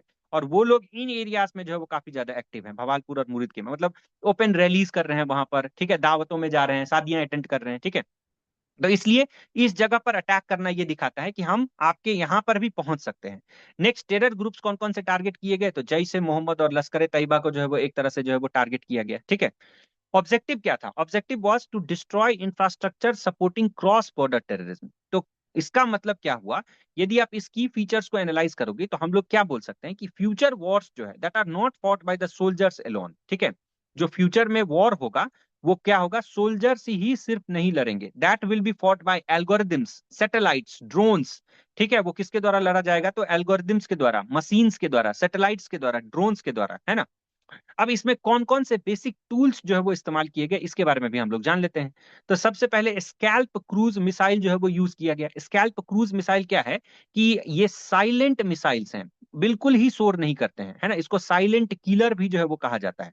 और ये डीप स्ट्राइक करने में जो है वो सक्सेसफुल है, मतलब काफी अंदर तक जाकर लो जो है वो क्या करते हैं, तो एटमॉस्फेयर में होवर करते हैं, और जिसको रडार जो है वो डिटेक्ट नहीं कर पाता है, और हाईली प्रिसीजन के साथ जो है वो क्या करते हैं, तो अटैक करते हैं, स्कैल्प मिसाइल्स। दूसरा, हैमर बॉम्ब्स का जो है वो इस्तेमाल किया गया। हैमर बॉम्ब्स को स्मार्ट बॉम्ब्स कहा जाता है, ठीक है।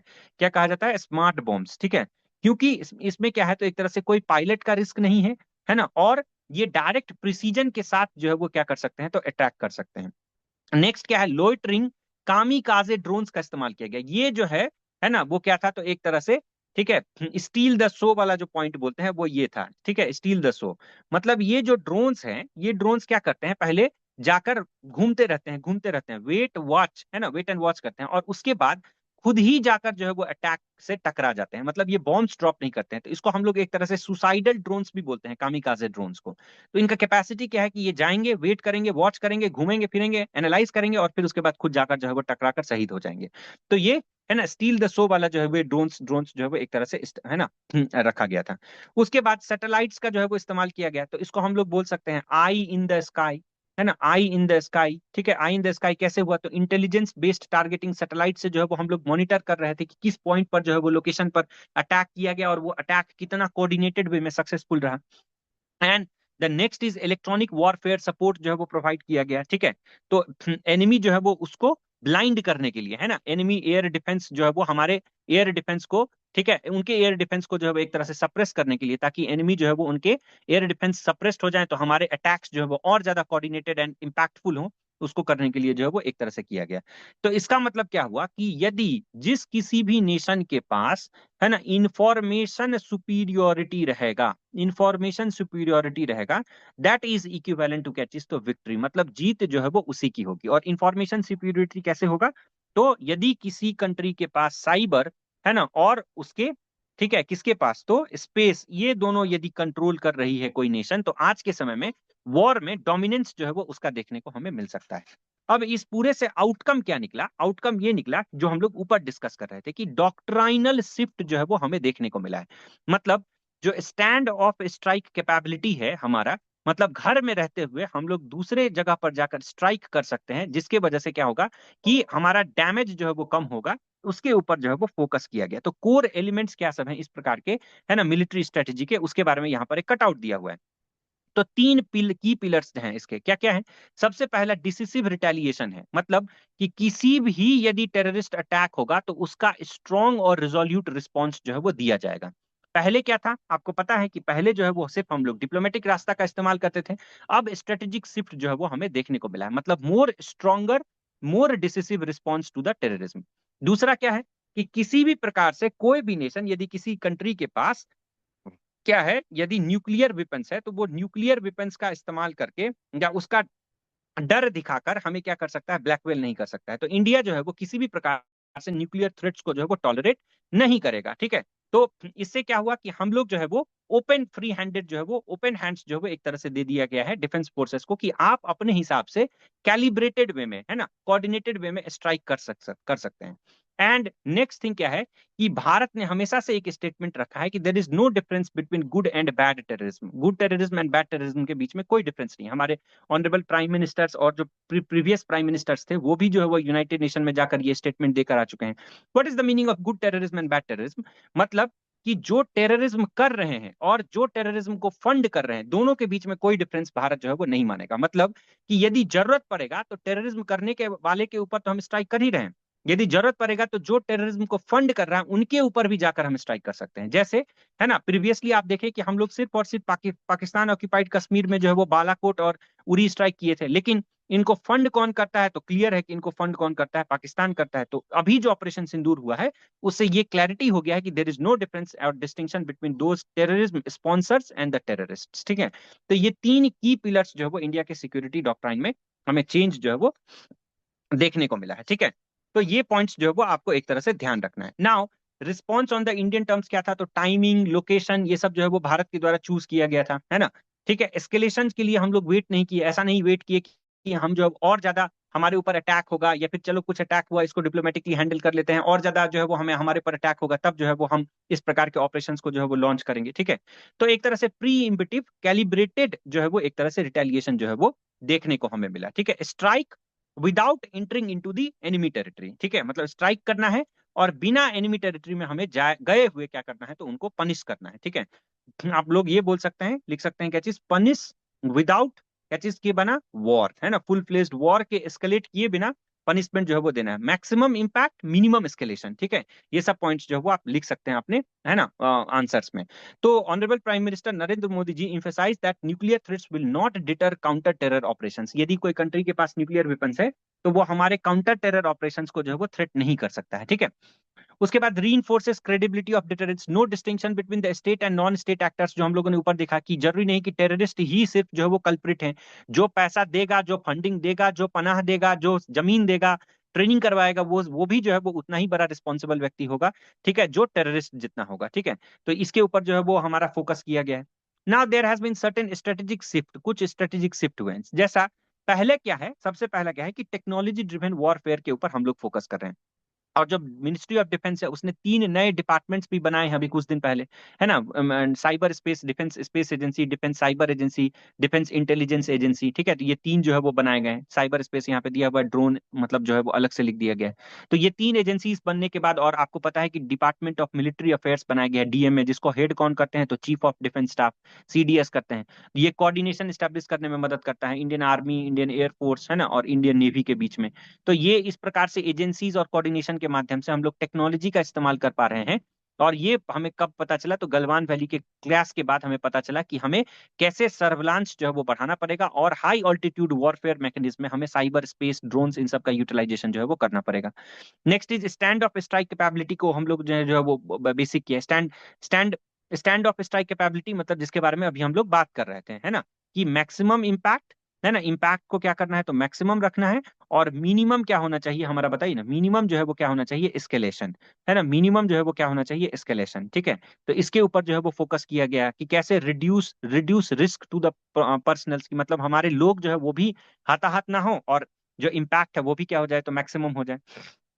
उसके अलावा एस्केलेशन एस्केलेशन कंट्रोल स्ट्रेटेजी जो है वो यूज किया गया है। कैलिब्रेटेड स्ट्राइक्स हम करेंगे, ऐसा नहीं है जैसा आप देख रहे हैं कि ईरान और इजराइल के केस में या फिर यूएस के केस में क्या हो रहा है, वो लोग जहां तहां अटैक कर रहे हैं, ह्यूमैनिटेरियन बस्ती में अटैक कर रहे हैं, ठीक है, जहां पर ह्यूमैनिटेरियन लॉस हो रहा है। तो हम लोग कैलिब्रेटेड स्ट्राइक्स करेंगे, पहले से इंफॉर्मेशन कलेक्ट करेंगे और उन्हीं जगहों पर स्ट्राइक करेंगे जहां पर सिविलियंस इंजर्ड ना हो, या फिर जहां पर हमें पक्की खबर हो कि यहाँ पर टेररिस्ट हाइड आउट्स हैं, टेररिस्ट यहाँ पर रहते हैं, टेररिस्ट के लॉन्च पैड्स हैं, उनके ट्रेनिंग कैंप्स हैं, ठीक है। तो वहां पर कैलिब्रेटेड स्ट्राइक्स जो है वो किया जाएगा below full scale war threshold, है ना, व्हाई, क्योंकि यदि सिविलियंस के ऊपर अटैक होता है तो that will result in the full scale war, ठीक है। तो imposition of cost without triggering conventional Wars, जो कन्वेंशनल वॉर्स है उसके ऊपर फोकस नहीं करना है। अब डिफेंस इन्हेंसमेंट्स जो है वो डेमोन्स्ट्रेट हुआ है इससे, ठीक है। इससे ये दिखा है कि हमारा एयर डिफेंस जो है वो एक तरह से क्या हुआ है, तो इंक्रीज हुआ है। जैसे हम लोगों ने S-400 का यूज किया, इंद्रजाल का यूज किया, हेरोन ड्रोन का यूज किया, ठीक है। ये सब का जो है वो हम लोगों ने यूज किया, तो जिससे interception of the drones and missiles जो है वो हम लोगों ने सक्सेसफुली कैरी आउट किया था। सर्वेलेंस नेटवर्क जो है वो हमारा बूस्ट हुआ है, ये भी जो है वो हमें देखने को मिलता है, ठीक है। उसके अलावा स्मार्ट डिटरेंस जो हमें देखने को मिलता है, that is combination of kinetic strikes and psychological pressure, कि कैसे हम लोग बिना साइकोलॉजिकल प्रेशर लिए हुए इस प्रकार के इजी काइनेटिक स्ट्राइक्स जो है वो रियल टाइम जो है वो कर सकते हैं। उसके बाद ऑपरेशनल रेडीनेस देखने को मिलता है कि कभी भी हम तैयार हैं, we are ready for each and every catastrophic movement, है ना, किसी भी प्रकार के इवेंट से हम लोग लड़ने के लिए तैयार हैं, ठीक है। Faster mobilisation and cold start like posture, ठीक है, कि बिना किसी फॉर्मल ट्रेन एडॉप्शन के भी हम लोग जो है वो कर सकते हैं, मतलब फास्टर मोबिलाइजेशन जो है वो किया जा सकता है। अब इम्प्लीकेशंस क्या सब है, क्या ये इस प्रकार का जो इम्पैक्ट है या फिर इस प्रकार का जो वॉर है, ये क्या इज दिस डेंजरस और इट इज नेसेसरी, है ना, ये क्या है, डेंजरस है या नेसेसरी है। तो भारत का हमेशा से एक स्टैंड है, India is willing to strike first if provoked, ठीक है। भारत बोलती है कि हम पहले अटैक नहीं करेंगे, this is not necessary for the India, this is not, है ना, डेंजरस, ठीक है। ये डेंजरस नहीं हो सकता है, लेकिन यदि हमें प्रोवोक किया जाएगा तो हम क्या करेंगे, उसको रिटेलिएट करेंगे, ठीक है।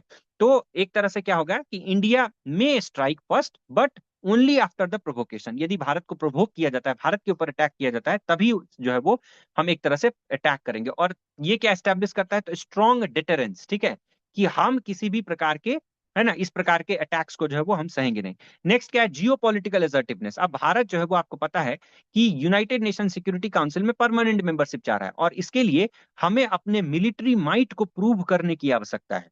हमें अपने किसको प्रूव करने की आवश्यकता है, मिलिट्री माइट को प्रूव करने की आवश्यकता है। तो यदि इस प्रकार के काउंटर टेरर एक्शंस हम लोग करते हैं, तो ये दिखाता है कि कैसे जियोपॉलिटिकली हम लोग काफी ज्यादा एजर्टिव हैं, और भारत के पास वो स्ट्रेटेजिक वो पार्ट वो है ना, स्ट्रेटेजिक कैपेबिलिटी है। इंटरनेशनली भारत के पास स्ट्रेटेजिक कैपेबिलिटी है कि भारत भी इस प्रकार के मिलिट्री ऑपरेशंस जो है वो आसानी से अंजाम दे सकता है। नेक्स्ट क्या है कि स्ट्रेंथन स्ट्रेटेजिक क्रेडिबिलिटी, ठीक है। और इस भारत जो है वो इस प्रकार से प्रोएक्टिव ड्रोन्स के तहत, है ना, प्रॉक्सी एक्टर्स के तहत जो है वो एक तरह से क्या कर सकता है, तो डिटरेंस कर सकता है, ना कि अपने इन्फेंट्री और सोल्जर्स के तहत। तो उसको भी जो है वो एक तरह से फोकस करता है। नेक्स्ट क्या है कि पाकिस्तान ऑक्यूपाइड कश्मीर जो है वो, है ना, उसके ऊपर जो है वो हमारा हमेशा से फोकस रहा है। हम लोगों ने, आपको पता है कि डेलिमिटेशन में उसके लिए सीट्स भी रिजर्व करके रखे हैं, और हमेशा से हम ये मांग करते आ रहे हैं कि ये पाकिस्तान ऑक्यूपाइड कश्मीर जो है वो इंडिया का इंटीग्रल पार्ट है, और इसका जो अधिकार है वो हमें मिलना चाहिए। नेक्स्ट क्या है कि सिविल मिलिट्री इंटीग्रेशन को ये दिखाता है कि political will aligned with the military execution. अभी तक क्या हो रहा था, जैसे पाकिस्तान जैसे कंट्रीज में आप क्या देखेंगे कि जो पॉलिटिक्स है, पॉलिटिकल पार्टीज हैं उनका और जो आर्मी है उनके बीच में हमेशा एक कॉन्फ्लिक्ट रहता है, जहां पर आर्मी डोमिनेट करती है। लेकिन इस प्रकार के कॉन्फ्लिक्ट हमारे यहाँ नहीं देखने को मिलता है। जो सिविलियंस हैं, है ना, जो सिविलियंस हैं, उनका जो आर्म्ड पर्सनल्स हैं उनके साथ, एक आर्म्ड पर्सनल्स हैं उनके साथ जो है वो एक तरह से कैलिब्रेटेड अप्रोच में ये अटैक जो है वो हमें देखने को मिला है, ठीक है। फास्टर डिसीजन मेकिंग चेंज, जहां पे आप देख रहे थे कि आर्म पर्सनल्स जो है वो क्या थे, तो दिन रात लगे हुए थे ऑपरेशन सिंदूर को एग्जीक्यूट करने में। और जैसे मिनिस्ट्री ऑफ एक्सटर्नल अफेयर्स में बैठे हुए जो, है ना, फॉरेन सेक्रेटरी रैंक के ऑफिसर थे, मिनिस्ट्री ऑफ डिफेंस में बैठे हुए जॉइंट सेक्रेटरी रैंक के ऑफिसर्स थे, वो लोग क्या कर रहे थे, तो इस सिचुएशन के ऊपर नजर रखे हुए थे और जनता को टाइम टू टाइम क्या कर रहे थे, तो ब्रीफ कर रहे थे। तो this represents how civilian officers and arm personnels work together in coordination, hand in hand, है ना, हाथ में हाथ मिलाकर जो है वो कैसे कोऑर्डिनेटेड वे में जो है वो क्या कर रहे हैं, तो काम कर रहे हैं, इसके ऊपर जो है वो फोकस किया गया है। तो वो डॉक्ट्राइनल इवोल्यूशन जिसके बारे में हम लोगों ने ऊपर चर्चा किया था, एक तरह से वो यहाँ पर दिया हुआ है। अब उसके बाद है significance for counter terror strategy, ठीक है, कि काउंटर टेरर स्ट्रेटेजी के लिए हम लोगों ने क्या सिग्निफिकेंस इससे हमें देखने को मिलता है, तो क्रेडिबल प्यूनिटिव डिटरेंस, ठीक है, कि हम लोग तब तक अटैक नहीं करेंगे जब तक हमारे ऊपर अटैक नहीं होगा, लेकिन यदि हमारे ऊपर अटैक होगा तो हम उसको छोड़ेंगे भी नहीं। टेक्नोलॉजी ओवर मैन पावर हम लोग फोकस कर रहे हैं, कि मैन पावर से ज्यादा अब हम लोग किसके ऊपर फोकस कर रहे हैं, तो टेक्नोलॉजी के ऊपर जो है वो हम लोग फोकस कर रहे हैं, है ना। Integrate intelligence and strike capability को जो है वो हम लोग फोकस कर रहे हैं। Signals limited war and nuclear shadow, ठीक है, अंडर न्यूक्लियर शैडो, कि हमें न्यूक्लियर शैडो का जो है वो एक तरह से धमकी देकर कोई जो है वो हमें रोक नहीं सकता है। और भारत को कैसे, भारत जो है वो ग्लोबल काउंटर टेरर नैरेटिव में अपने आप को एक स्ट्रॉन्ग प्लेयर दिखा रहा है, इसके ऊपर भी जो फोकस कर रहा है। तो इसका मतलब एक फाइनल कंक्लूडिंग लाइन हम ये बोल सकते हैं कि operation Sindoor is not just about destroying terror camps, है ना, ये सिर्फ और सिर्फ टेरर कैंप्स को डिस्ट्रॉय करने के लिए फोकस्ड जो है वो मिशन नहीं था। It is about redefining deterrence in the 21st century, ठीक है। ये एक तरह से डिटरेंस वर्ड को रीडिफाइन करने का प्रयास किया गया है 21st सेंचुरी में, ठीक है। तो एक कंक्लूजन जो है वो आप ये लिख सकते हैं, ठीक है, या फिर जो मैंने स्टेटमेंट बोला वो भी आप इस्तेमाल कर सकते हैं कि operation Sindoor represents a decisive shift in India's counter terror doctrine from reactive restraint to proactive, है ना, प्रिसीजन रिटेलिएशन। कैसे हम लोग, है ना, रिएक्टिव रिस्ट्रेंट से कैसे हम लोग प्रोएक्टिव प्रिसीजन रिटेलिएशन, मतलब हमारे ऊपर अटैक होगा तब हम अटैक करेंगे, दैट रिप्रेजेंट्स, ठीक है, by leveraging stand off weapon, drone, intelligence based targeting, इन सब का इस्तेमाल करके कैसे जो है वो हम लोग कॉस्ट को कम कर सकते हैं, और बिना फुल स्केल वॉर ट्रिगर किए हुए हम लोग अटैक्स को कोऑर्डिनेटेड वे में जहां पर पहुंचना चाहिए टेरर कैंप्स को डिस्ट्रॉय करने के लिए, वहां तक जो है पहुंचा जा सकता है। इसको जो है वो हम लोगों ने एक तरह से अचीव किया है, और इस डॉक्ट्राइन को जो है वो हम लोगों ने यूटिलाइज किया है, ठीक है। तो इस प्रकार से आप लोग जो है वो इसको कंक्लूड कर सकते हैं। तो ये ऑपरेशन सिंदूर भी जो है वो आ सकता है, बेसिकली आ सकता है किस पर्सपेक्टिव से, तो एक तो आपका पॉलिसी शिफ्ट में आ सकता है, दूसरा जो है वो साइंस एंड टेक्नोलॉजी में, है ना, साइंस एंड टेक के क्वेश्चंस में जो है वो बहुत सारे इस प्रकार के डिफेंस से रिलेटेड टेक्नोलॉजी यूज जो पास्ट में भी किए जा रहे हैं, उसको लेकर जो है वो प्रश्न पूछे गए हैं, ठीक है। तो उससे रिलेटेड प्रश्न भी जो है वो एक तरह से आपसे पूछा जा सकता है। तो ये जो दो इंपॉर्टेंट टॉपिक्स था, जो लास्ट दो इंपॉर्टेंट टॉपिक्स थे हमारे, है ना, वो दो इंपॉर्टेंट टॉपिक्स के बारे में हम लोगों ने डिस्कस किया। इसके अलावा दो दो और टॉपिक्स, दो तीन और टॉपिक्स के नोट्स जो है वो आपको मिलेंगे। एक है कि कैसे जो है वो 10 साल पूरा हो गया मेक इन इंडिया का, तो उसको जो है वो हम लोग कैसे देख रहे हैं, कैसे परसीव कर रहे हैं, उसके बारे में। और दूसरा जो है वो I think Shanghai cooperation organisation जो है वो, है ना, उसके बारे में, उसका जो रिसेंट मीटिंग हुआ है उसके बारे में जो है वो नोट्स जो है वो आपको मिलेंगे। उसके अलावा इंडो यूएस ट्रेड डील भी मैंने बोला था सर को कि वो भी जो है वो एक बार फाइनल हो गया है, कि कैसे 50%, क्योंकि टैरिफ का जो है वो बहुत ज्यादा वॉर चल रहा था, तो उससे रिलेटेड नोट्स भी आई थिंक जो है वो आपको मिलेगा, है ना। तो ये जो है वो ओवरऑल क्लास है। अब इससे रिलेटेड यदि आपको कुछ पूछना है, आंसर राइटिंग से रिलेटेड कुछ पूछना है, तो आप जो है वो पूछ सकते हैं, ठीक है। नहीं तो हम लोग इसको समाप्त करेंगे। Excuse me sir. हाँ बताइए।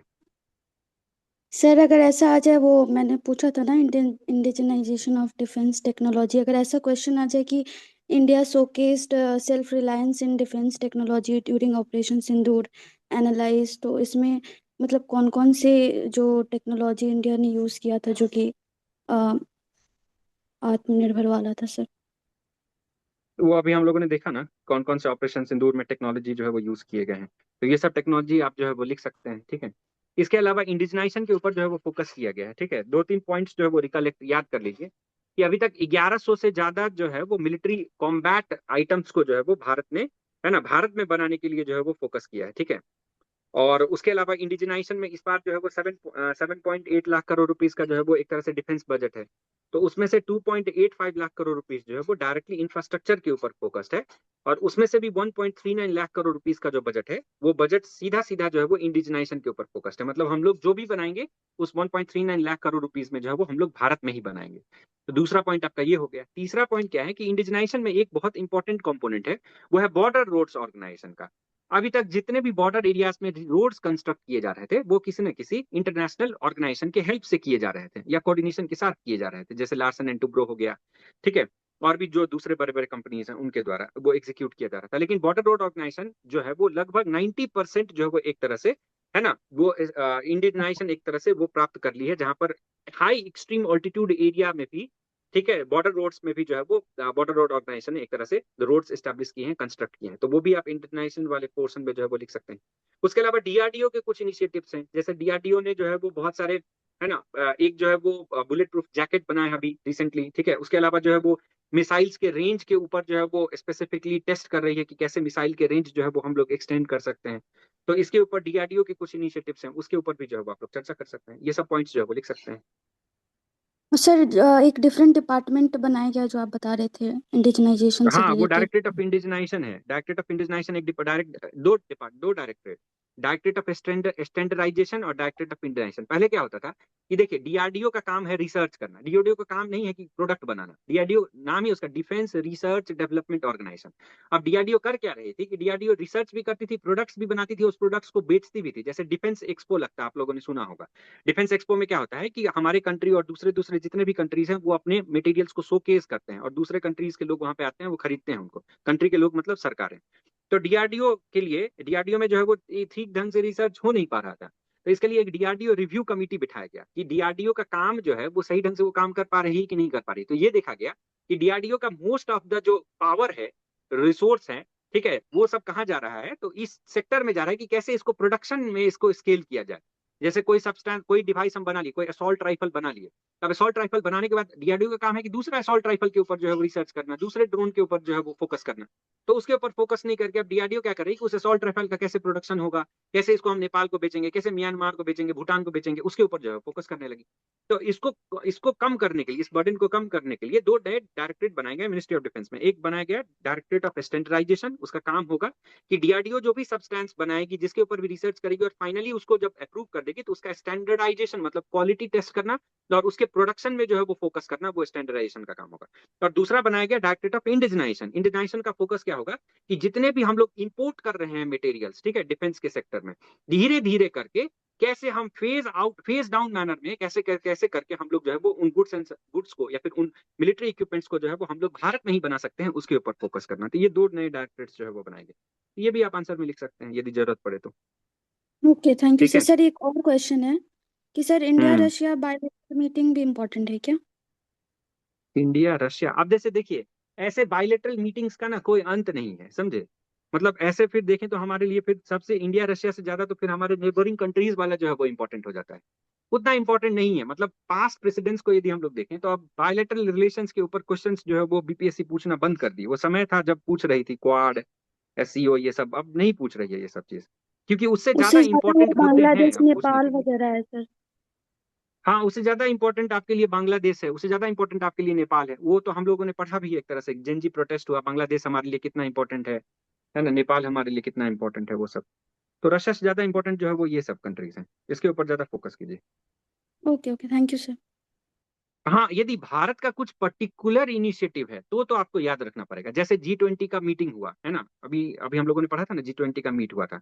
तो उसमें भारत ने 6 की पॉइंट्स दिए थे, 6 की पॉइंट। एक नॉलेज है ना, वो बनाएंगे हम लोग, ठीक है, नेटवर्क बनाएंगे। उसके अलावा कुछ इन्वेस्टमेंट्स करेंगे वहाँ के स्कूल्स के बच्चों को, मतलब स्कॉलरशिप प्रोवाइड्स करेंगे। तो वो 6 की जो है वो मैंने आपको बताया था G20 के समिट में। तो वो भारत की तरफ से कौन कौन से ऐसे इंपॉर्टेंट स्टेप्स लिए गए हैं, वो सब आपको ध्यान रखना है। यदि बायलैटरल मीट में भी इस प्रकार का कुछ इंडिया की तरफ से स्टेप लिया गया है तो आप ध्यान रख सकते हैं। तो अदरवाइज ऐसे बायलैटरल की दोनों के बीच में इतना ट्रेड है, दोनों के बीच में इतना का वो है, वो ये सब इंपॉर्टेंट नहीं है। ओके सर, ठीक थैंक है, यू। और कुछ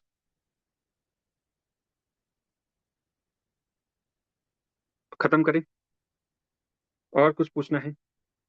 लिखते रहिए, लिखना ज्यादा इंपॉर्टेंट है ना। ऐसे लिखिए कम से कम आप तो, मतलब हर एक 2 दिन पे एक ऐसे लिखिए, ठीक है।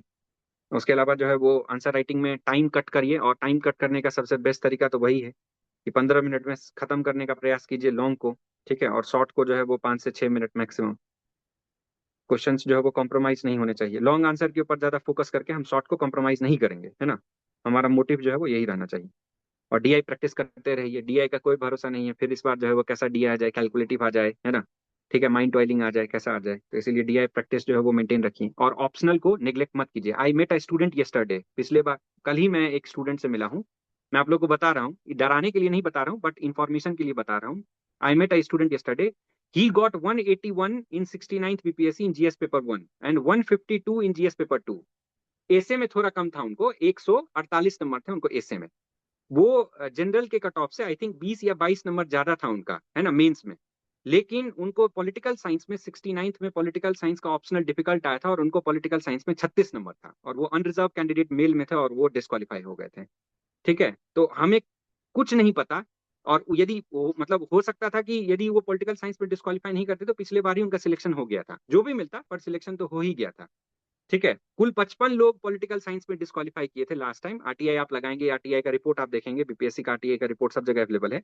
55 लोग डिस्कालीफाई किए थे पॉलिटिकल साइंस में, उसमें से एक लड़का वो भी था, वेरी हार्ड वर्किंग स्टूडेंट, है ना। स्टडी आई मेट हिम, उनका इंटरव्यू भी था, आज ही था इंटरव्यू उनका। तो कल मैं उनसे नहीं, कल नहीं, परसों मिला था मैं उनसे। हाँ, कल वो परसों जा रहे थे वो इंटरव्यू देने के लिए आज। तो ऐसे हो सकता है, मतलब किसी भी के साथ भी ये सर्कमस्टांसेस हो सकता है, इसलिए ऑप्शनल को नेग्लेक्ट मत कीजिए, ठीक है। डेली पढ़िए, 1 घंटा ही पढ़िए, लेकिन डेली पढ़िए। ऐसा लास्ट मोमेंट के लिए मत छोड़िए कि एक एग्जाम खत्म, मतलब आज जीएस पेपर 2 दे के आएंगे और 2 दिन के बाद ऑप्शनल है, तो इस 1-2 दिन में हम पढ़ लेंगे। मत छोड़िए उसको उसके लिए, ठीक है, क्योंकि सर इतना एनी मेहनत चांस करने के कि बाद 71st के पहले 78th का रिजल्ट आ जाए? प्राय प्रयास तो चल रहा है, प्रयास तो चल रहा है कि रिजल्ट आ जाए, but there are several news in the market, ठीक है, अलग अलग लोग अलग अलग चीज बोल सर रहे हैं। आपके तो है ना दोस्त, आप पता कीजिए सर। मैं लास्ट टाइम बोल के फंस चुका हूँ, इसलिए आई विल नॉट, मतलब tell anything. Let's discuss these things on 11th को, हमारा एक बेसिकली वही है, सेशन ही है। तो तब तक मैं भी यस कुछ इन्फॉर्मेशन जो है वो ट्राई कर रहा हूँ कि मिल जाए मुझे। सर। तो उस दिन जो है वो हम लोग डिस्कस करते हैं। Let's discuss about the main topic today only. तो इसीलिए जो है वो उसको जो है ना वो निग्लेक्ट मत नहीं करना है आपको, ठीक है। वो अच्छे से जो है वो फोकस कीजिए उसके ऊपर भी, ऑप्शन जिसका जो भी ऑप्शनल है। कोई नहीं जानता है कि किस टाइम जो है वो कौन सा ऑप्शनल, और मैंने उनका कॉपी भी देखा है ना, बहुत अच्छा लिखा था उन्होंने कॉपी में। बट ठीक है, अनफॉर्चुनेट जो है वो थे वो, उनका जो है वो नहीं हुआ। तो ऑप्शनल भी करते रहना है, ठीक है। ऑप्शनल भी हिंदी में कोई डिस्क्वालीफाई नहीं होता है, तो इसलिए हिंदी के बारे में जो है वो ज्यादा नहीं परेशान होना है। क्योंकि 30 नंबर का तो एक आपको ऐसे ही लिखना होता है, ठीक है। तो उसमें 15 नंबर 12 नंबर मिनिमम सबको मिल जाता है, उसके बाद 18 नंबर और लाना है। तो वो आप कैसे भी करके ले आएंगे।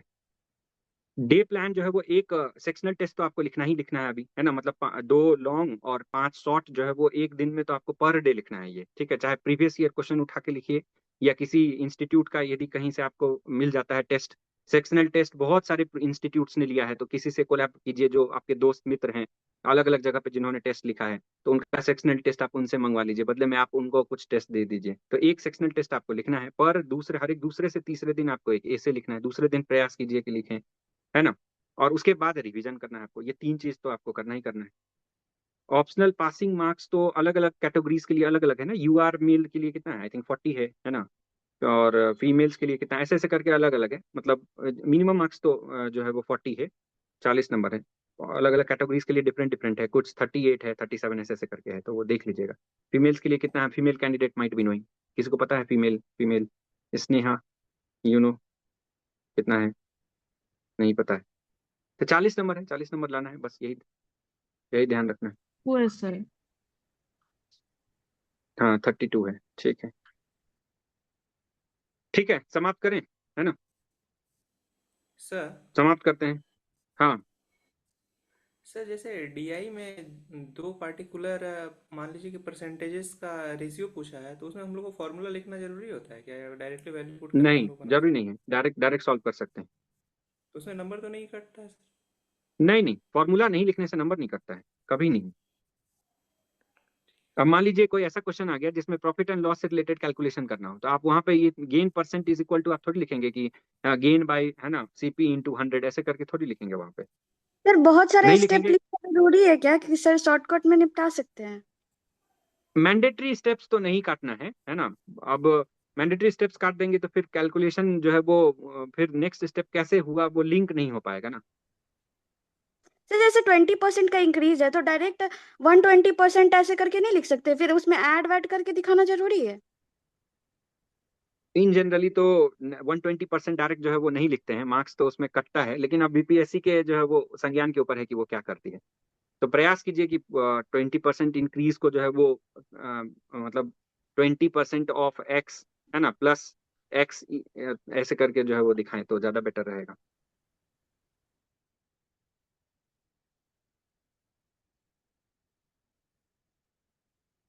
ठीक है, मेजर सर स्टेप कट नहीं पॉलिटिकल होना चाहिए। कमिटीज वगैरह में बहुत कंफ्यूजन हो जा रहा है सर, उसका कुछ ट्रिक है क्या कि सब एक लिस्ट सही? बना लीजिए ना, एक लिस्ट बना लीजिए, मैंने तो एक चार्ट बना लिया था, ठीक है, कि इलेक्टोरल कुछ कुछ चीज फिक्स कर लीजिए, जैसे इलेक्टोरल रिफॉर्म से रिलेटेड कमिटीज कौन कौन से थे, पंचायती राज इंस्टीट्यूशन से रिलेटेड कमिटीज कौन कौन से थे, ठीक है, ऐसे ऐसे करके सारा का ना एक लिस्ट बना लीजिए, और बस उसी लिस्ट को जो है वो बार बार देखना है। अभी है सर बाजार तो तरीके से होगा इसलिए आपको कंफ्यूजन तो हो रहा अपना होगा। चार्ट शेयर कर सकते हैं। मेरा चार्ट अभी आई डोंट नो, मतलब सब कुछ जो है वो इधर उधर फेंका हुआ है, because I have shifted to a new place and I don't know, बहुत सारा पैकेट्स मैंने खोला भी नहीं, बहुत महीने से, मतलब I am trying to open those all but I am not getting time. तो कुछ कुछ था मेरे पास जो मैंने आपको दिखाया था, कुछ नोट्स मैंने दिखाए थे ना पॉलिटी वगैरह के, आपको नोट्स दिखाए थे, तो उस टाइप हाँ का एक सर। लिस्ट बना लीजिए, वो लिस्ट लिस्ट बन जाएगा तो फिर आपका काम आसान हो जाएगा, है ना।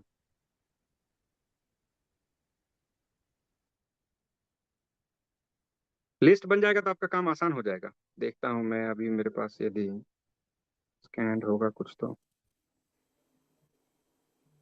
सर तो वो इजी हो जाएगा। एक लिस्ट बना, मतलब उसी लिस्ट को जो है वो आपको बार बार रिवाइज करना है, और उसी लिस्ट को जो है वो बार बार रिपीट करना है अपने आंसर्स में, ठीक है।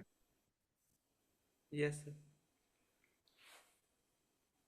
ठीक है, और कुछ है सर एक लास्ट क्वेश्चन किसी था को सर, और? एसी का हाँ मार्किंग जो हाँ, होता है सर, वो मतलब डायमेंशन वाइज बेस्ड होता है या फिर देखिए ओवरऑल ए सर? से जो है, एकदम बिल्कुल, अब ए से जो है वो that is a king maker in BPSC, ठीक है, क्योंकि डीआई जो है वो ऑलमोस्ट सबका इस प्रकार से गया है जो कोई मतलब वो नहीं कर सकता है, ठीक है, मतलब बता नहीं सकता है कि उसका क्या गया नहीं गया, दो दो क्वेश्चन सबके कॉम्प्रोमाइज में।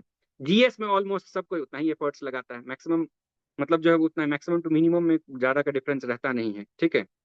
तो अब इशू क्या आता है, इशू आएगा अब एसए पे, और एसए के ऊपर बीपीएससी बहुत फोकस कर रही है सिंस 69 में जो हुआ उसके बाद से।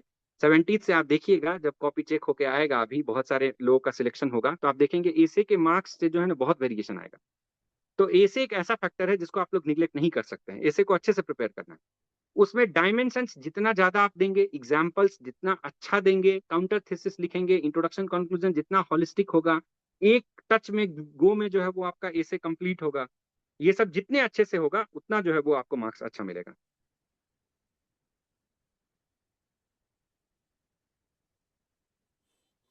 सर जैसे, कॉमन एग्जांपल्स देने से बचना है क्या ऐसे में? नहीं ऐसा कुछ नहीं, कॉमन एग्जाम्पल्स देने से बचना है, मतलब यदि अच्छा एग्जाम्पल्स आप तैयार करके रखें तो वो ज्यादा बेटर है, या नहीं कुछ दिमाग में आ रहा है तो दे सकते हैं, मतलब बचना नहीं है। That doesn't makes any difference कि कॉमन एग्जाम्पल दिए तो मेरा ऐसे खराब हो जाएगा। नहीं, जैसे कि मतलब एक बार डिस्कशन हो रहा था कि जैसे करनी वैसे भरने में बहुत लोग पाकिस्तान का एग्जांपल दिए हैं, तो वो ऐसा तो नहीं जाएगा कि सब लोग यही इसी चीज़ को लिख रहा है तो। नहीं नहीं, ऐसा कुछ नहीं जाता है, ऐसा कुछ नहीं। जैसे सर देखिए, बस जैसे मेरा एक यदि डाउट था। हम्म सर जैसे कि उस दिन सौरभ सर क्लास ले रहे थे शायद आंसर राइटिंग पे, तो मेरा है कि सर मैं पांचों लॉन्ग जो है वो एक बार में खत्म करती हूँ, उसके बाद सब यही शॉर्ट में करते जा। हैं मोस्ट ऑफ them।